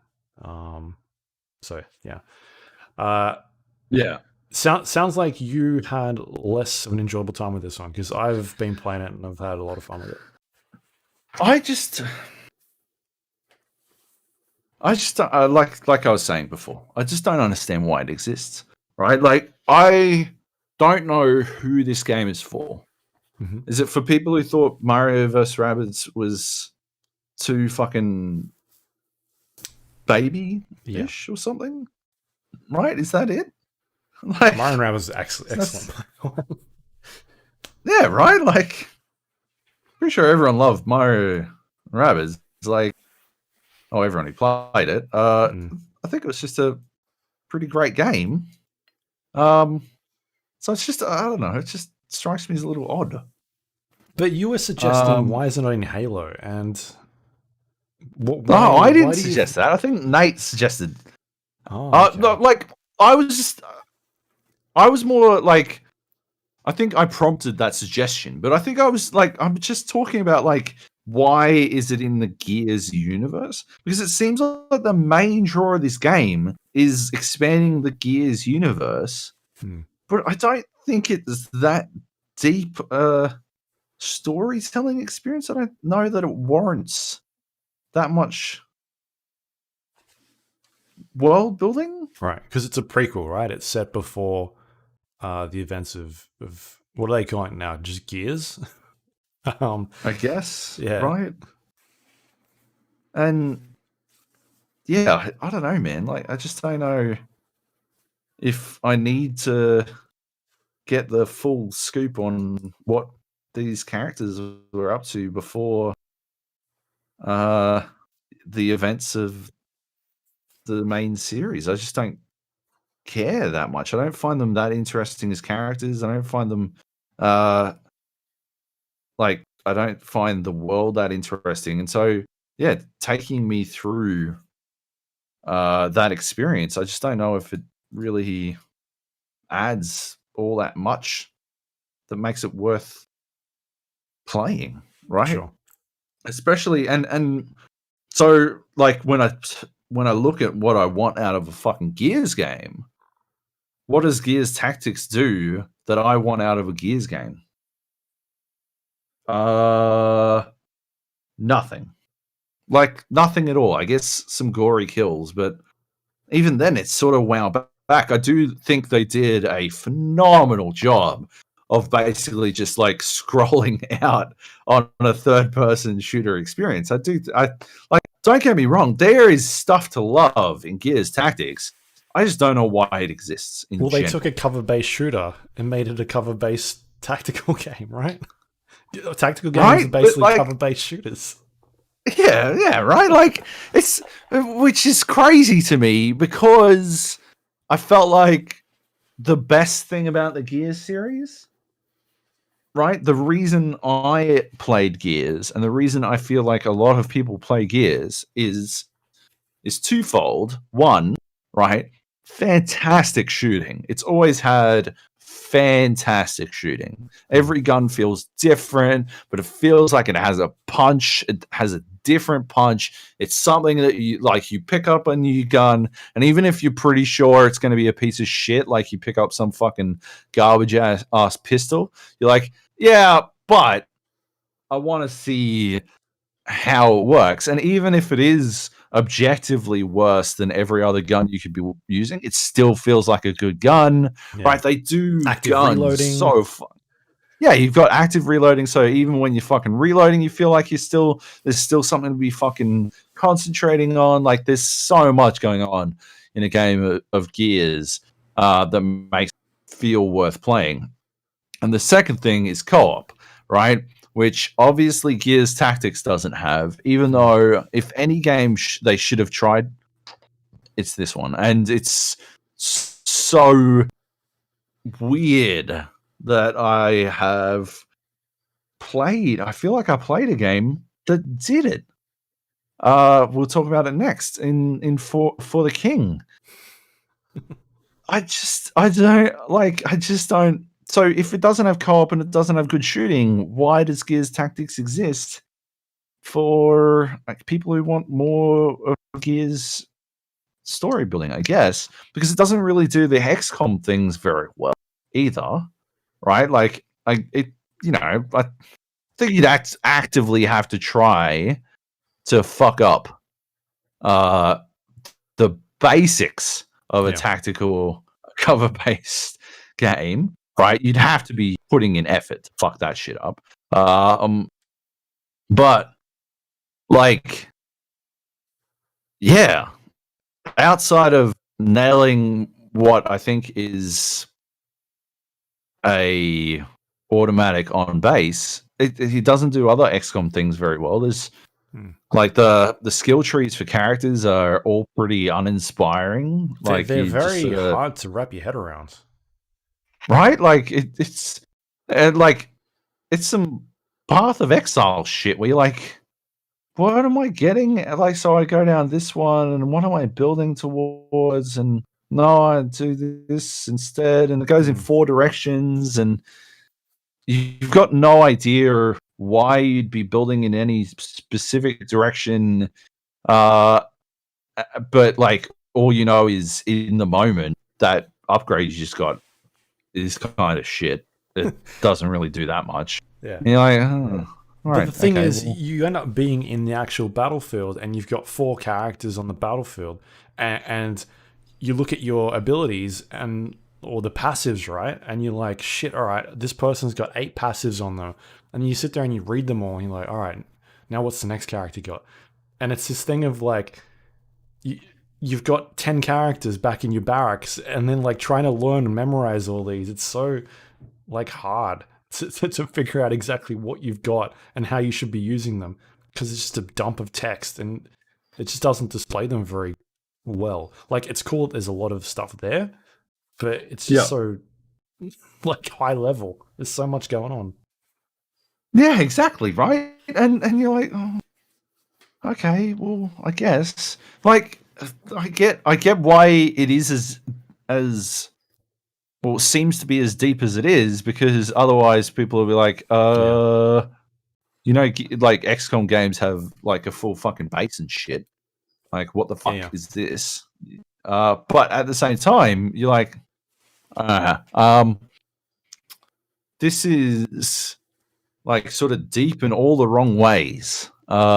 Because I don't feel like I'm making meaningful decisions about how I build my characters out. I'm sort of just clicking stuff. I've picked a path and I just fucking go down it. That's what I'm doing. Right? Like, yeah, exactly. Right. And there's not meaningful choices in between the each mission, and then in missions it doesn't feel like there are a lot of meaningful choices either, because I've only come across one mission where I had like a turn limit. I'm not terribly deep into the game, but I've only come across one mission where I've had like a turn limit to do shit. And if I don't have a turn limit to do shit, I will just fucking Overwatch. Have you have you gotten past Act 1? No. Okay, yeah. I don't think so. There's definitely some like really interesting gameplay variations on the missions. Like you're saying, like term limits. Sometimes they've got you going out and controlling supply points. There's one where it's the actual map is being bombarded by bombs and you need to keep pushing forward constantly. There's stuff like that. Right. which is I did the supply one, and yeah. I felt that was like once you move in a place, it sort of just is what it is. It's like defending an area. But the bombarding one sounds pretty interesting. Like that's what I feel like the game is missing is variety, forcing you to move right as much as possible. That's what it needs, because otherwise, like it feels kind of one note. Because the Overwatch, it just seems so powerful. It's way too powerful. The way it is, yeah. I really dig that it's a. I like that they've taken the Overwatch gameplay and put it into like this radius or a cone that you put out in front of you, as opposed to just being like whenever an enemy goes in sight, which is how XCOM does it. This is more tactical of being like, all right, I want to look at this specific area. It means you can't just dump somebody in Overwatch and then have them go ham. But at the same time, it works the other way on you as well when an enemy does it, and you're like, all right, now I need to deal with that enemy so I can get out of it. Like, I like the smart things it does strategy wise with that, like the variation of Overwatch. Yeah. Like, there's definitely like I was saying, there's definitely stuff to like in what they've done. I just I just keep coming back to that one fucking question. Why? Well, why is this game? I think maybe something they could have done a bit more of then, rather than talking about you sticking characters in Overwatch all the time, is one other thing I like about it. The execution system where you can you down an enemy and they're not dead, they can be revived by another character. But if you go and execute them, then everybody on your team gets an extra action point, which means you can keep moving forward. That's like really smart. That's taken from the it's being taken from Rabbids again, where you could chain abilities and make you get further and further into the world. They've just made it more gruesome, I guess, and spread those abilities out to other characters. Like, that is really smart, because it means that you're rewarded for getting up close to enemies and pushing forward. But so maybe it needs more of that, and I don't know if it does that later on. I haven't played a huge amount, but there's like really cool tweaks on the formula, like the XCOM formula, and I think it's interesting that we've had two tactical games being released in the same week. When did XCOM come out? Was it a couple days ago? Yeah, same week, but it was like a surprise, right? Like, it just came out of nowhere. And I've not played that, and I don't know how different it is, but I appreciate what Gears Tactics has done by taking that XCOM formula and trying to tweak it a little bit. Like, there's different mission types in the game, but I feel like the one that you just talked about, where you're going and securing an area, I've seen that a couple of times, and I've seen the one where you go and rescue other recruits. Like, I've seen that a few times. It just feels very samey. Every once in a while, they do throw something in there that's a bit meatier, but it does feel a bit repetitive. Which, in saying that, like, XCOM itself has always been pretty repetitive. I don't feel like the types of missions they throw at you in that game diverse that much. Like, it just feels like you're always killing a certain amount of things in the game, or getting from one point to the other, whereas this feels a bit more like I'm doing something different. And then there is like there's boss fights in this game, which that's a thing that's in there. I think they drag out way too long, but they've tried something. They're trying to make it a bit different. So it's got some things going for it. But like you said, I don't really care for the story that much. It's not my thing, but I'm still digging the strategy side of it. I'm having fun with that. Yeah. I wonder how you'd go, like, if maybe the XCOM game would have been more up your alley.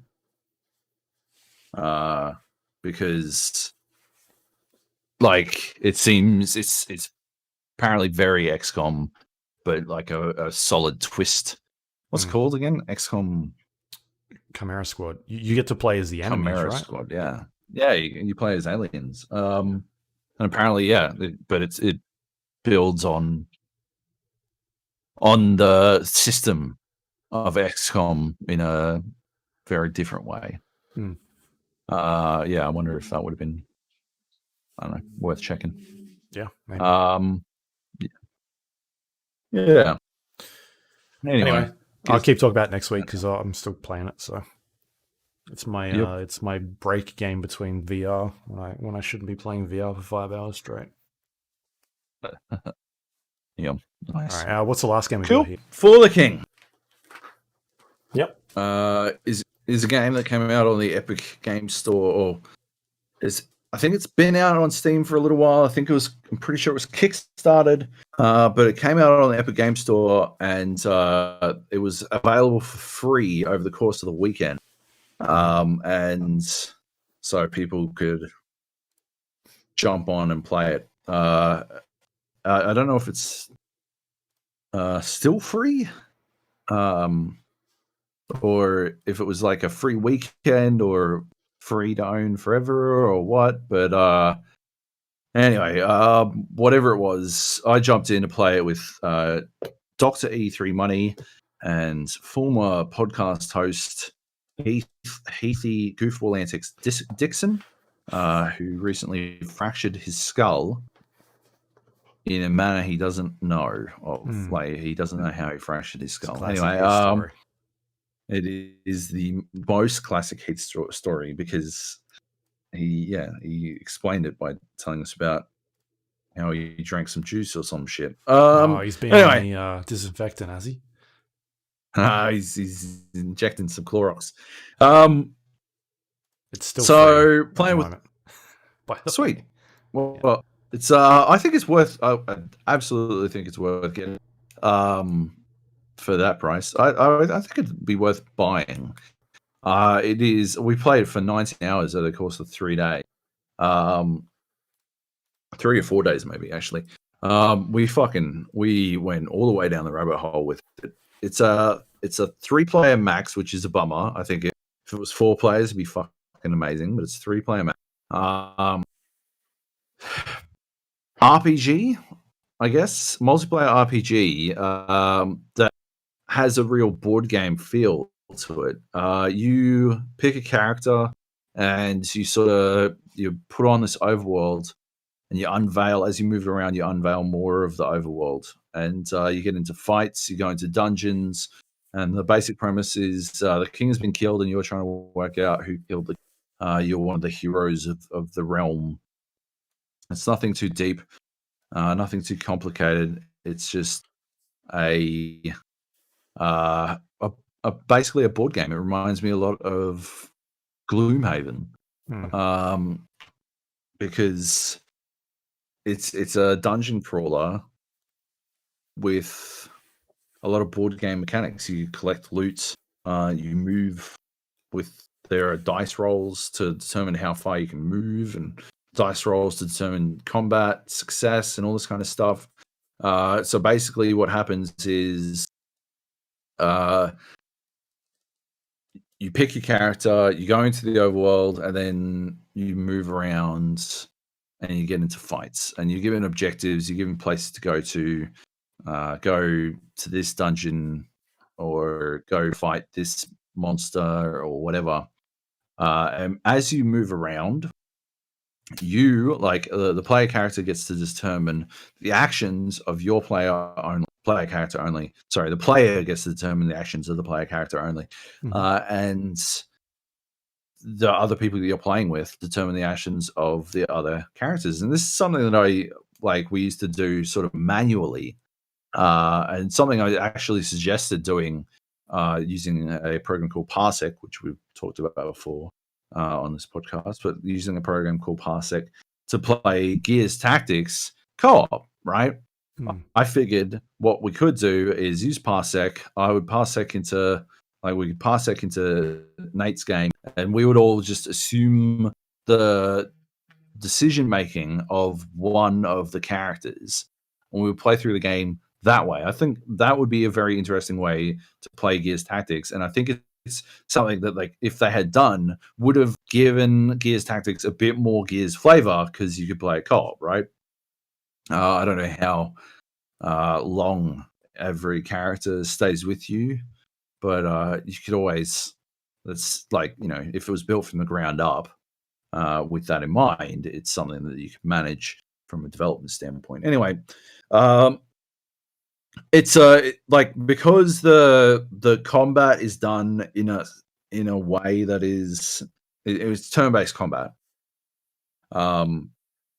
So it is done in a way where each person has a go.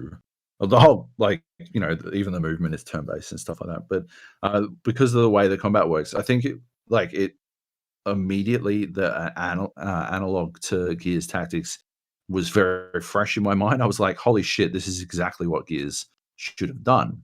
And what it injects is the capacity for your teammates to be shit, right? When you play a tactics game, there is, I guess, a tendency for everyone to be as efficient as you specifically are. And so all of the successes and failures are all on you, which I think is the appeal of the game. But when you introduce someone else making decisions, it changes pretty rapidly, because it really ramps up and at the same time negates the effects of what happens, right? So Heath, I don't know if it was his skull fracture or what, but he makes a lot of awful decisions in turn-based games. And me and Dr. E3 were losing our fucking minds over some of the shit he was doing. It was almost like he was there to make us worse. Like, a couple of times, it was bananas. He was, some of the shit he would do, and you'd be like, why? Why would you do that? He'd be like, say you're in a fight and you're fighting two skeletons and a fucking mage, right? And the mage is this big bad. It's like a boss. He'd be like, "Yep, well, I'm going to attack this mage," and he'd lock it in. And while he's locking it in, you're like, "Wait, no, hang on, don't do that. First of all, you're a magic user, and the mage in the middle has magic shield. So I don't even, like, are you even capable of doing enough damage to overcome the magic shield? Second of all, the skeleton on the right..." It's too late. I already pressed the button. Oh, 100%. 100%. This is, like, I'm fucking at page 4 of my fucking 40-page dissertation of just attack the fucking skeleton on the right for the love of Christ. But he's like, no, I've already pressed it. But yeah, you're like, second of all, the skeleton on the right is poised to attack next. He will attack next. You can see up in the top bar, he's going to attack next. Thirdly, he's got 4 health left. And fifth, he's specifically susceptible to the type of damage you do. And you're like, yeah, no, I attacked the mage in the middle. And then the fucking skeleton gets the fucking hit, and he'll just fucking whomp me for like half my fucking health. And I'm like, Heath, I'm so glad we don't live in the same house anymore, because I would fucking come into your room and give you another fucking skull fracture. For the love of Christ, just hit a fucking skeleton. And I swear to God, we played for 19 hours. I think it was hour 17 when Heath finally understood why we wanted him to attack certain people. It was legit. Like, I've always wondered about Heath. He's either one of history's greatest comedy trolls, or the densest motherfucker in my entire life. I can never tell. I can't tell, right? Like, it's impossible. It's impossible to work out which he is. But it is a fucking experience playing with him, because he does things that just don't make any fucking sense. And in a turn-based game where you're playing with other people, like, imagine playing Gears Tactics, right? Where one of the people is actively making the worst decision every fucking time, and you're like, Why? And it's not like he's role playing an idiot. He just does these things. You're like, but God, why are you like this? It didn't need to be this way. We could have been fucking good. Oh my Lord. And like at one point, real late into the game, real late into our second attempt, because we played through it twice. We got to the fucking second last boss on our first run. On a run that was doomed from the fucking start, right? It should never have gone as far as it did, because right at the start, I insisted we all go the same class. Then like you choose a different class at the start of the game, and each class is better at certain things. They've got bonuses in different like skills. Like everyone's got different stats, and I insisted we all go the dude with a book, because we were gonna be like the library late fee crew. We're gonna go around looking for late fees from everyone. We're gonna use our books to get people to give up their late fees. Not even remotely how the game worked. It was funny, and we didn't have any idea what we were doing. What was best about it was that Drew, doing his best to help the team, chose to start using a sword. He's like, at least I'll do a lot of damage. But because of the way the stats work, when you roll for combat, it uses the stat related to the weapon to determine your success. And the dude with the book has sweet fuck all strength. So he was just constantly missing. He would like miss every fucking roll. And if he hit it all, he'd do like 2 damage. And so like until we worked out how the stats worked, because we had, like, there's no tutorial or anything, it just sort of fucking dumps you in. Until we worked out how that worked, we were just dumping endless amounts of shit on Drew because he was doing nothing. He would go into a fight, he'd swing his sword and get blocked, do literally nothing because he'd like fail on 3 of his fucking 4 rolls, and then he'd just fucking whiff. And then he would just eat shit because at the same time we had him like being our main tank, because if he's not going to fucking do any damage, he may as well take as much damage as possible. But we didn't understand magic and physical damage, so like we'd come up against a mage and they'd be doing like half Drew's health in one hit after he's taunted everyone, and he'd just be like getting fucking pantsed. He must have died like 4 times. And me and Heath didn't die at all because we were using appropriate fucking gear for the book guy. And I'm playing this game. I've got fucking Heath on one side, like making the worst decisions of all time, and Drew on the other side making objectively good decisions as far as we could tell, but just failing in every fucking facet of doing them. I'm like, I think I'm being tested, right? Like, I think this is some sort of fucking, like, these 2 cunts have got together beforehand and they fucking tricked me with this game. This has to be on purpose. And I'm like basically carrying these 2 fucks all the way through this game. Like, little did I know, like, ultimately I'd basically lucked my way into playing the game correctly.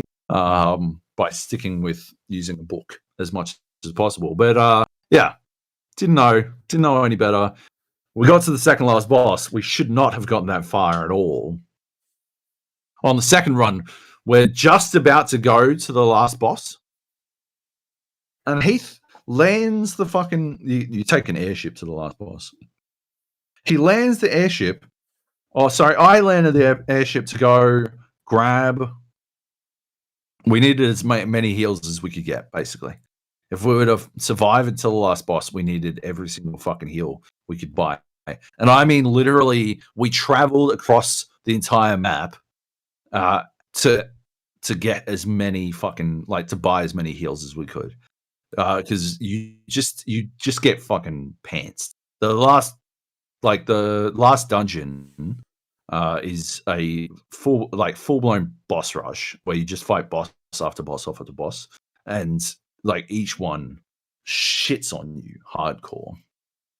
So we went all over the place. We're just about to go. I've landed to buy. I buy the last fucking heals that we can. Like, we are literally tapped out on money. We've got no money left. We've bought all the heals we can. We're ready to rock. And Heath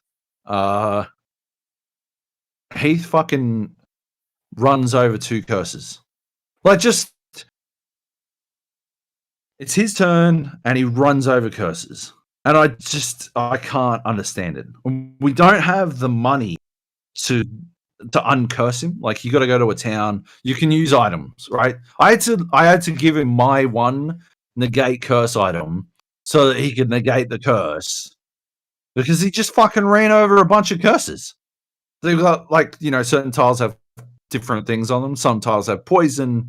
Some tiles have monsters or objectives or like skill checks or whatever.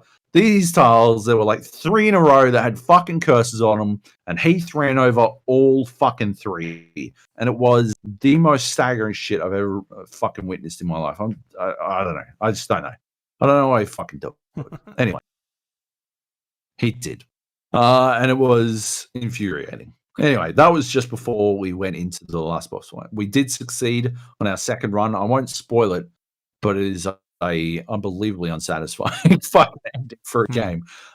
I don't regret playing the rest of it. I still think it's one of the best fucking board game video games I've ever played. But yeah, not a good fucking ending to a fucking run. I've got to assume that we got a bad ending somehow, even though I don't know how we could.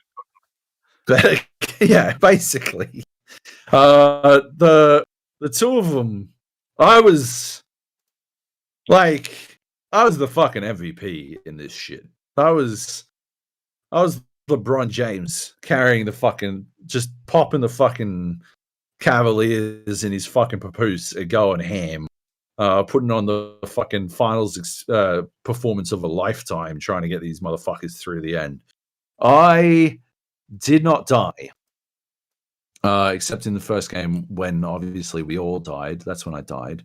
But I didn't die otherwise throughout the entire game. Both of them died a couple of times in our second experience. One time we were like just in like the first major dungeon, first boss dungeon you go to, they just both died. And I actually came pretty close. It took some fucking, it took some doing, like popping all CDs type shit to get us through that one. But I got us through it. Don't worry about it.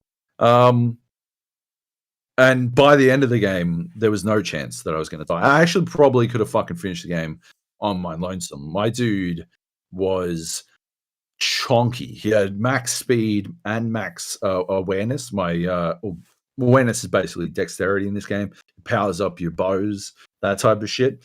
My dude had max speed, max awareness. So I was taking about 1.5 turns for every turn that Drew was taking. Mm-hmm.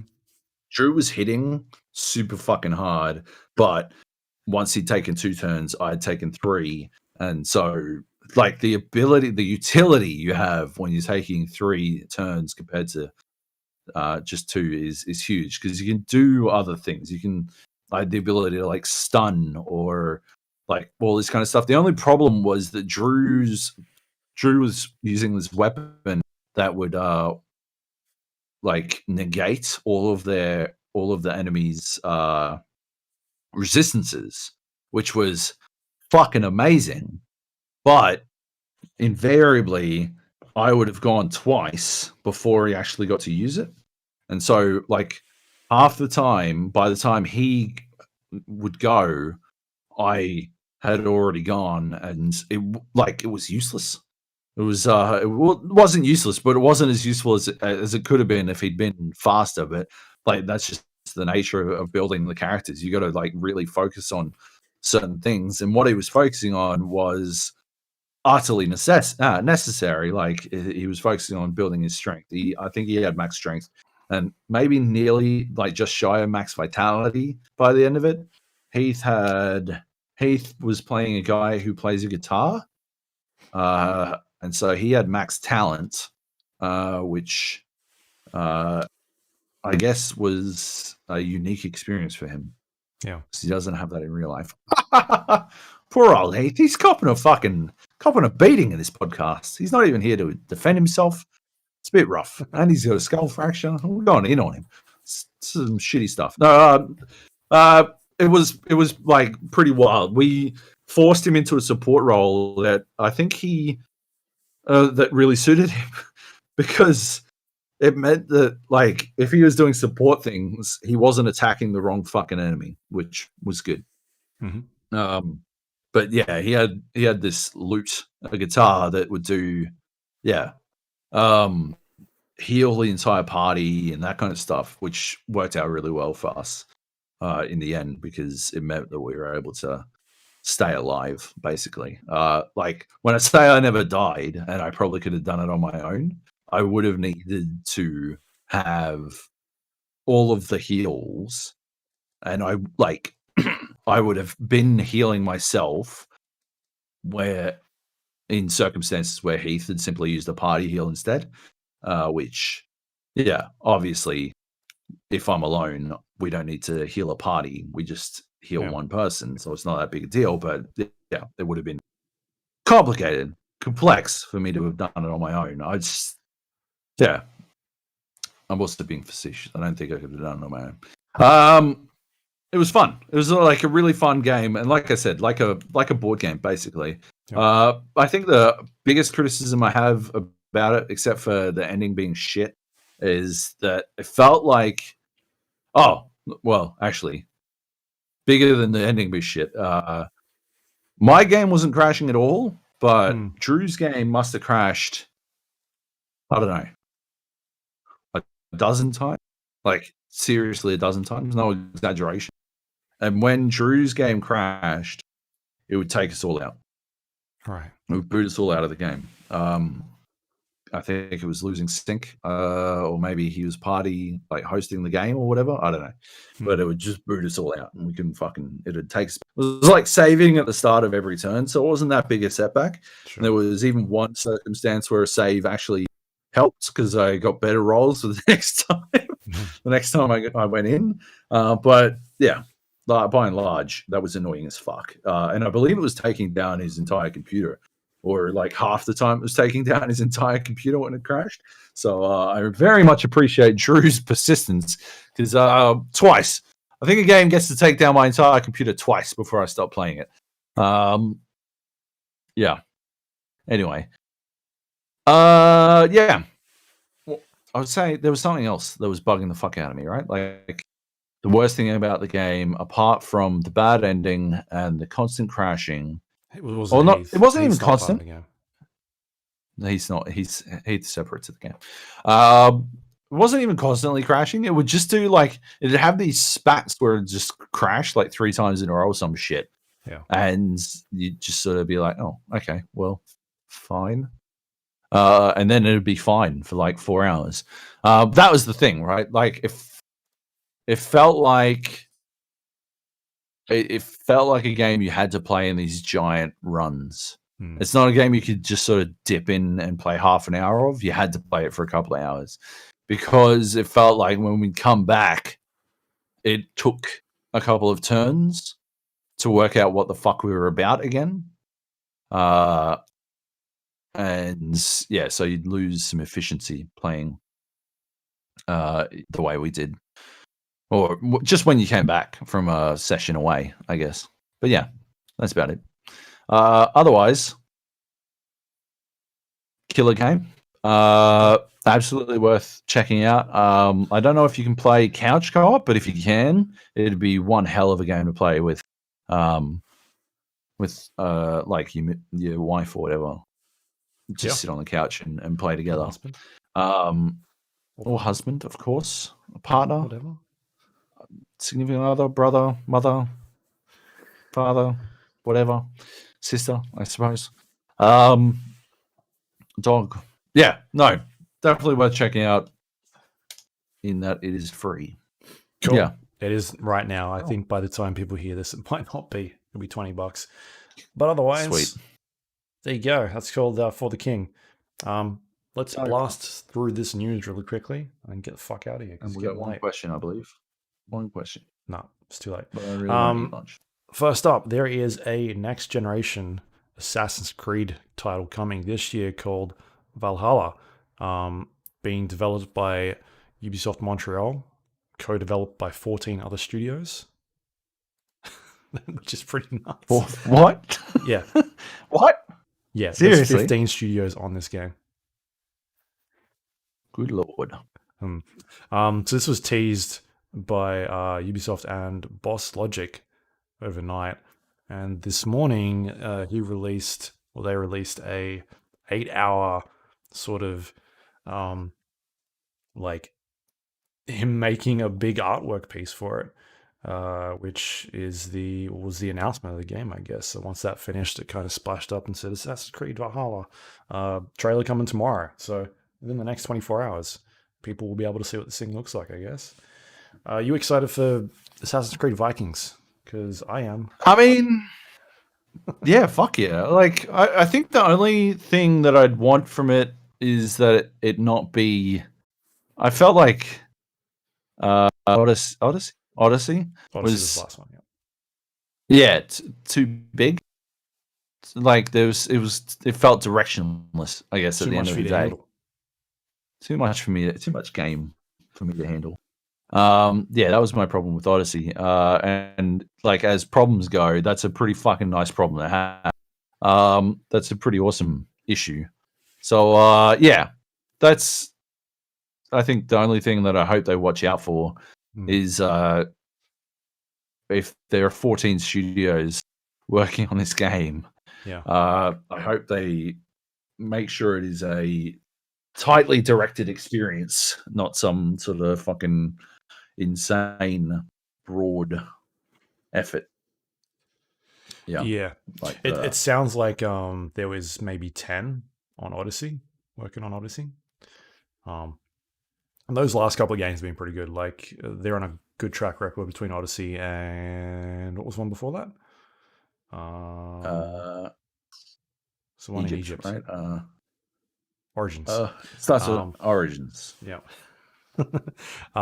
Yeah, I've been thinking about getting back into Odyssey because I'm looking for a new game to sort of fire up, and I was tossing up between God of War and Odyssey. So I'm thinking I might get back into Odyssey because I never finished it. It came out during a time where it was pretty busy, and I remember really liking it, but just other stuff came along. So yeah, I definitely want to get out and check that one. So I guess we'll talk about it more next week once you see this trailer and what exactly it looks like. Coming out 1 a.m. tomorrow morning. Right. For me. Yeah. So, yeah. There you go. All right, next up we've got Ghost of Tsushima is releasing July 17th. So this is after being delayed. But on top of that, The Last of Us Part 2 now has a release date, which is June 19th. Which is quite weird, I feel like. This was delayed, and I was pretty sure this wasn't coming out this year. It was delayed indefinitely, right? Like, yeah, and it turns out indefinitely meant 3 weeks. Yeah, that like it's an odd one, right? Like, yeah. So on top of that, there was a massive leak over the weekend for Last of Us where somebody, it looks like part of the development team, released a bunch of internal game footage and story details about that game. And I guess some people are speculating that maybe that's sort of forced their hand to push this out early. Oh, okay. Yeah, fair enough. I sort of looked at the leaks. I didn't do it on purpose. I was just reading some stuff and wound up getting a brief rundown on what was spoiled. It's weird, like the response to these leaks. has been weird, right? Because people are like, fuck this game, which is odd to me. They're like, oh yeah, well I don't give a fuck about this game now because it's all whatever, I think they're going down the old SJW shit route, which is always pretty insane. But I don't know, man. Like it's weird to write off a game when all you've seen is basically the Wikipedia synopsis. Yeah, of it. Maybe not even like 2 paragraphs of the synopsis, and you're missing the rest of it. Yeah, exactly, right. Like it's just weird to be like, fuck this game. I don't know. It's just people are weird, man. Yeah. But anyway, yeah, I'm really shocked that this is coming out this soon. From them canceling pre-orders to then making it come out like really soon after the delay. I don't know. Something strange has happened there. Like you don't cancel people's pre-orders, and then I'll be like, oh no, actually it's coming out in 3 more weeks. So yeah, that's a real good point. There's something very odd at play here. Yeah, I mean, was there a decision to hold it back, and then they went back on it? Like they thought maybe let's not do it. I don't know. Yeah. Anyway, next up we got Visual Concepts will not be releasing a WWE 2K game this year. This is after the really bad reception last year, where they obviously took over from, was it Vukes? Ukes? I can't remember, something like that. Ukes. And Vukes is it's the Nintendo site. Nintendo site. Yeah. So they took over from Ukes, who were making the previous WWE games, and the 2K one was not received very well, very buggy. It was their first one that they slapped together very quickly, and so they'll be passing on it this year. Instead, they'll be replacing it with WWE 2K Battlegrounds, which I don't know if you've seen the trailer, but this thing looks weird. Like it's like a Battle Royale, I presume. Possibly. I mean, it looks like it's got characters throwing people off off of the ring, but it's very cartoon style, sort of exaggerated body features. I don't know. You should watch this trailer because it's really weird. Like the women do not look right. It's weird arm proportions, and the Rock's head is very strange. Like the Rock's face looks pretty good, and the rest of him, it's super strange. Anyway, so I guess that's what WWE fans are getting this year. Cool. Yeah. All right. Next up, got some DICE news. DICE won't be releasing any more Star Wars Battlefront 2 updates or Battlefield 5. Yeah. This is the last set of updates. I think like April, May, June is sort of, that's it for them. And then they're done. On top of that, there's no Battlefield coming out until next year. They've also confirmed. So I don't know what they're thinking. That's what I was about to say. That's the weird part in this, I think, is that, there's like, not only is this it, but there's nothing else coming either. Yeah, so it's going to be like a year and a half without updates to their services. Unless Battlefield is an early game. Wow. Yeah, that's crazy. That is huge. Anyway, all right, should we get this last email or question and then wrap it up? Question. Have you got it? Let's do it. Yeah, I got it. Johnny Bravo writes, "Hey gents, over the next week there is new XCOM Chimera Squad and Gears Tactics. I love these games, but suck at them. I watch tutorials and walkthroughs and accept that I'm not just being fucked by RNG. What tips do you have for these games? What genre of games do you wish you were better at? Yours in isolation, JB." I know what what genre Luke wishes he was better at. Shooters. He's terrible at shooters. Me, I wish I was better at admitting when I'm bad at things. It's not really a genre of games, but it's true. I'm terrible at realizing when I'm bad at games. No, I wish I was better at fucking RTS games. Holy shit.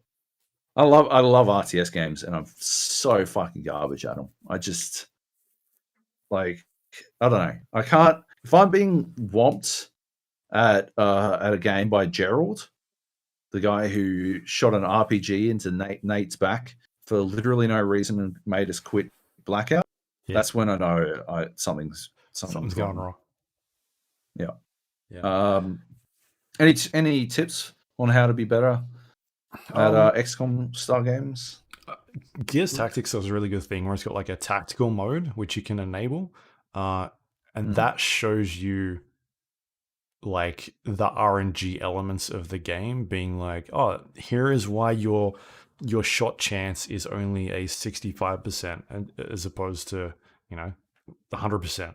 It has like a breakdown of, all right, you're losing minus 15 for them being in cover, or you're you've got this status effect on you, or they've got some sort of status effect. So as opposed to just being like, I don't know why this shot chance is so low. Like, what is the reasoning behind that? So it gets a bit more detailed into specifics about why those numbers are like that. On top of that, I still don't like the RNG element of you've got an 85% chance of hitting this thing and you completely miss it. It's that's a bit shit. I do like that they have partial hits, so at least you're still getting something out of, it may not be a complete miss. I wish they did more of that in that game, but I don't know. My tips are I tend to play them like I have a tank, 2 damage dealers, or like a 2 damage dealers, usually like an assault rifle and a sniper rifle, and then like your support guy. I think of it along sort of that way. Gears Tactics isn't as hardcore as like a XCOM game because you can't really screw yourself up like XCOM, where you can get 40, 50% through the way of this game and you're like, oh fuck, I've built into the wrong thing, and then you've wasted like 8 hours of gameplay.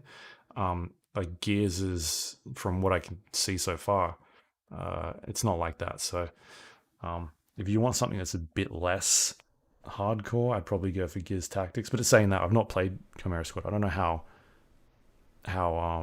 focused it is on the bits outside of the strategy game, like if you're building bases and that sort of stuff, if you can really fuck yourself over.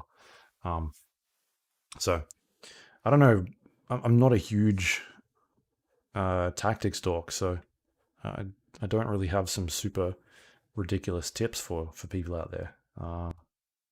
Yeah, I'm not sure other than that. Do you have any tips?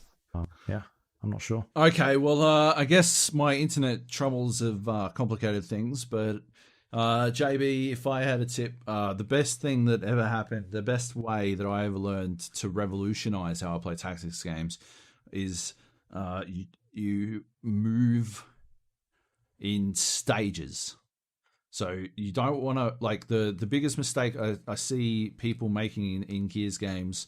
I don't know if this is something that you learned in in your videos already, but the mistake I've seen people making is they do their move, they move the limit that they can move all at once, and then they'll attack.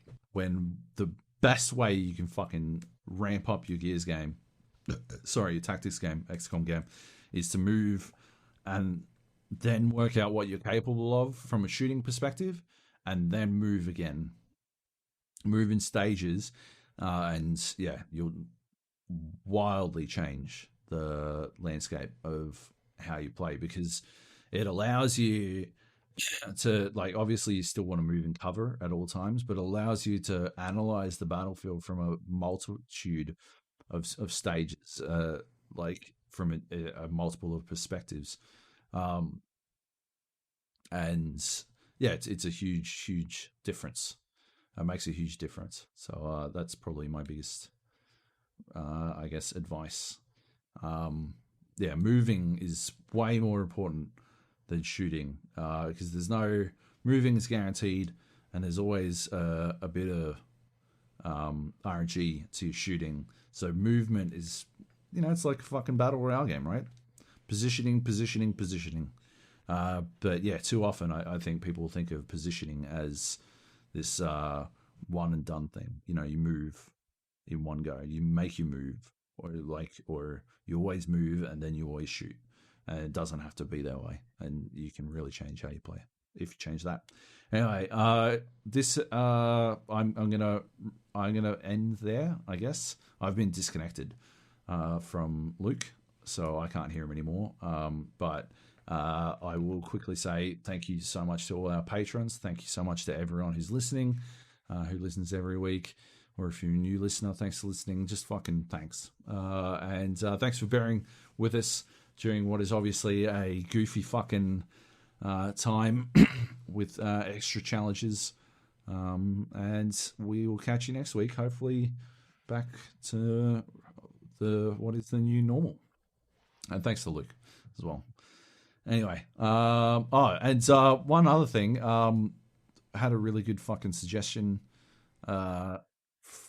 over the week to I think it was 80 on Twitter, said that what we should do is do our spoilers at the end of the podcast like we do at the interviews. That's a fucking fantastic idea, and we will definitely do it from here on out. Thanks for that idea, 80. Anyway, catch you all next week. Bye. Okay, we're having some weird technical issues, but we'll wrap things up now. Joab has managed to disappear. So you can find us on iTunes, Android, Windows Store, Spotify, YouTube, all those places you find podcasts. You can find us on the GA Podcast or the Gap Podcast. All of those names should show us up. You can email us questions if you like to the gapodcast@gmail.com. You can find us on social media, facebook.com/GAPodcast, twitter.com/GAPodcast. You can find us on Discord as well, the gapodcast.com/Discord if you want to jump in and chat to people on there, play video games. That's always good fun. Otherwise, you can find us on YouTube as well, the gapodcast.com/YouTube. You can watch us chatting about video games as well as a bunch of video game footage we put up there each week. So this week, I'll probably dump up some Half-Life Alyx content. You can also find us on our website, thegapodcast.com. It's got links to all the things we talked about today, including past episodes of the show. And that's all thanks to our Patreon members who support this podcast and our websites.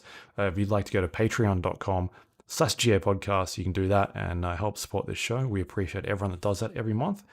And I think that is it for us this week. You can find me at twitter.com/Luke Lawrie, LAWRIE.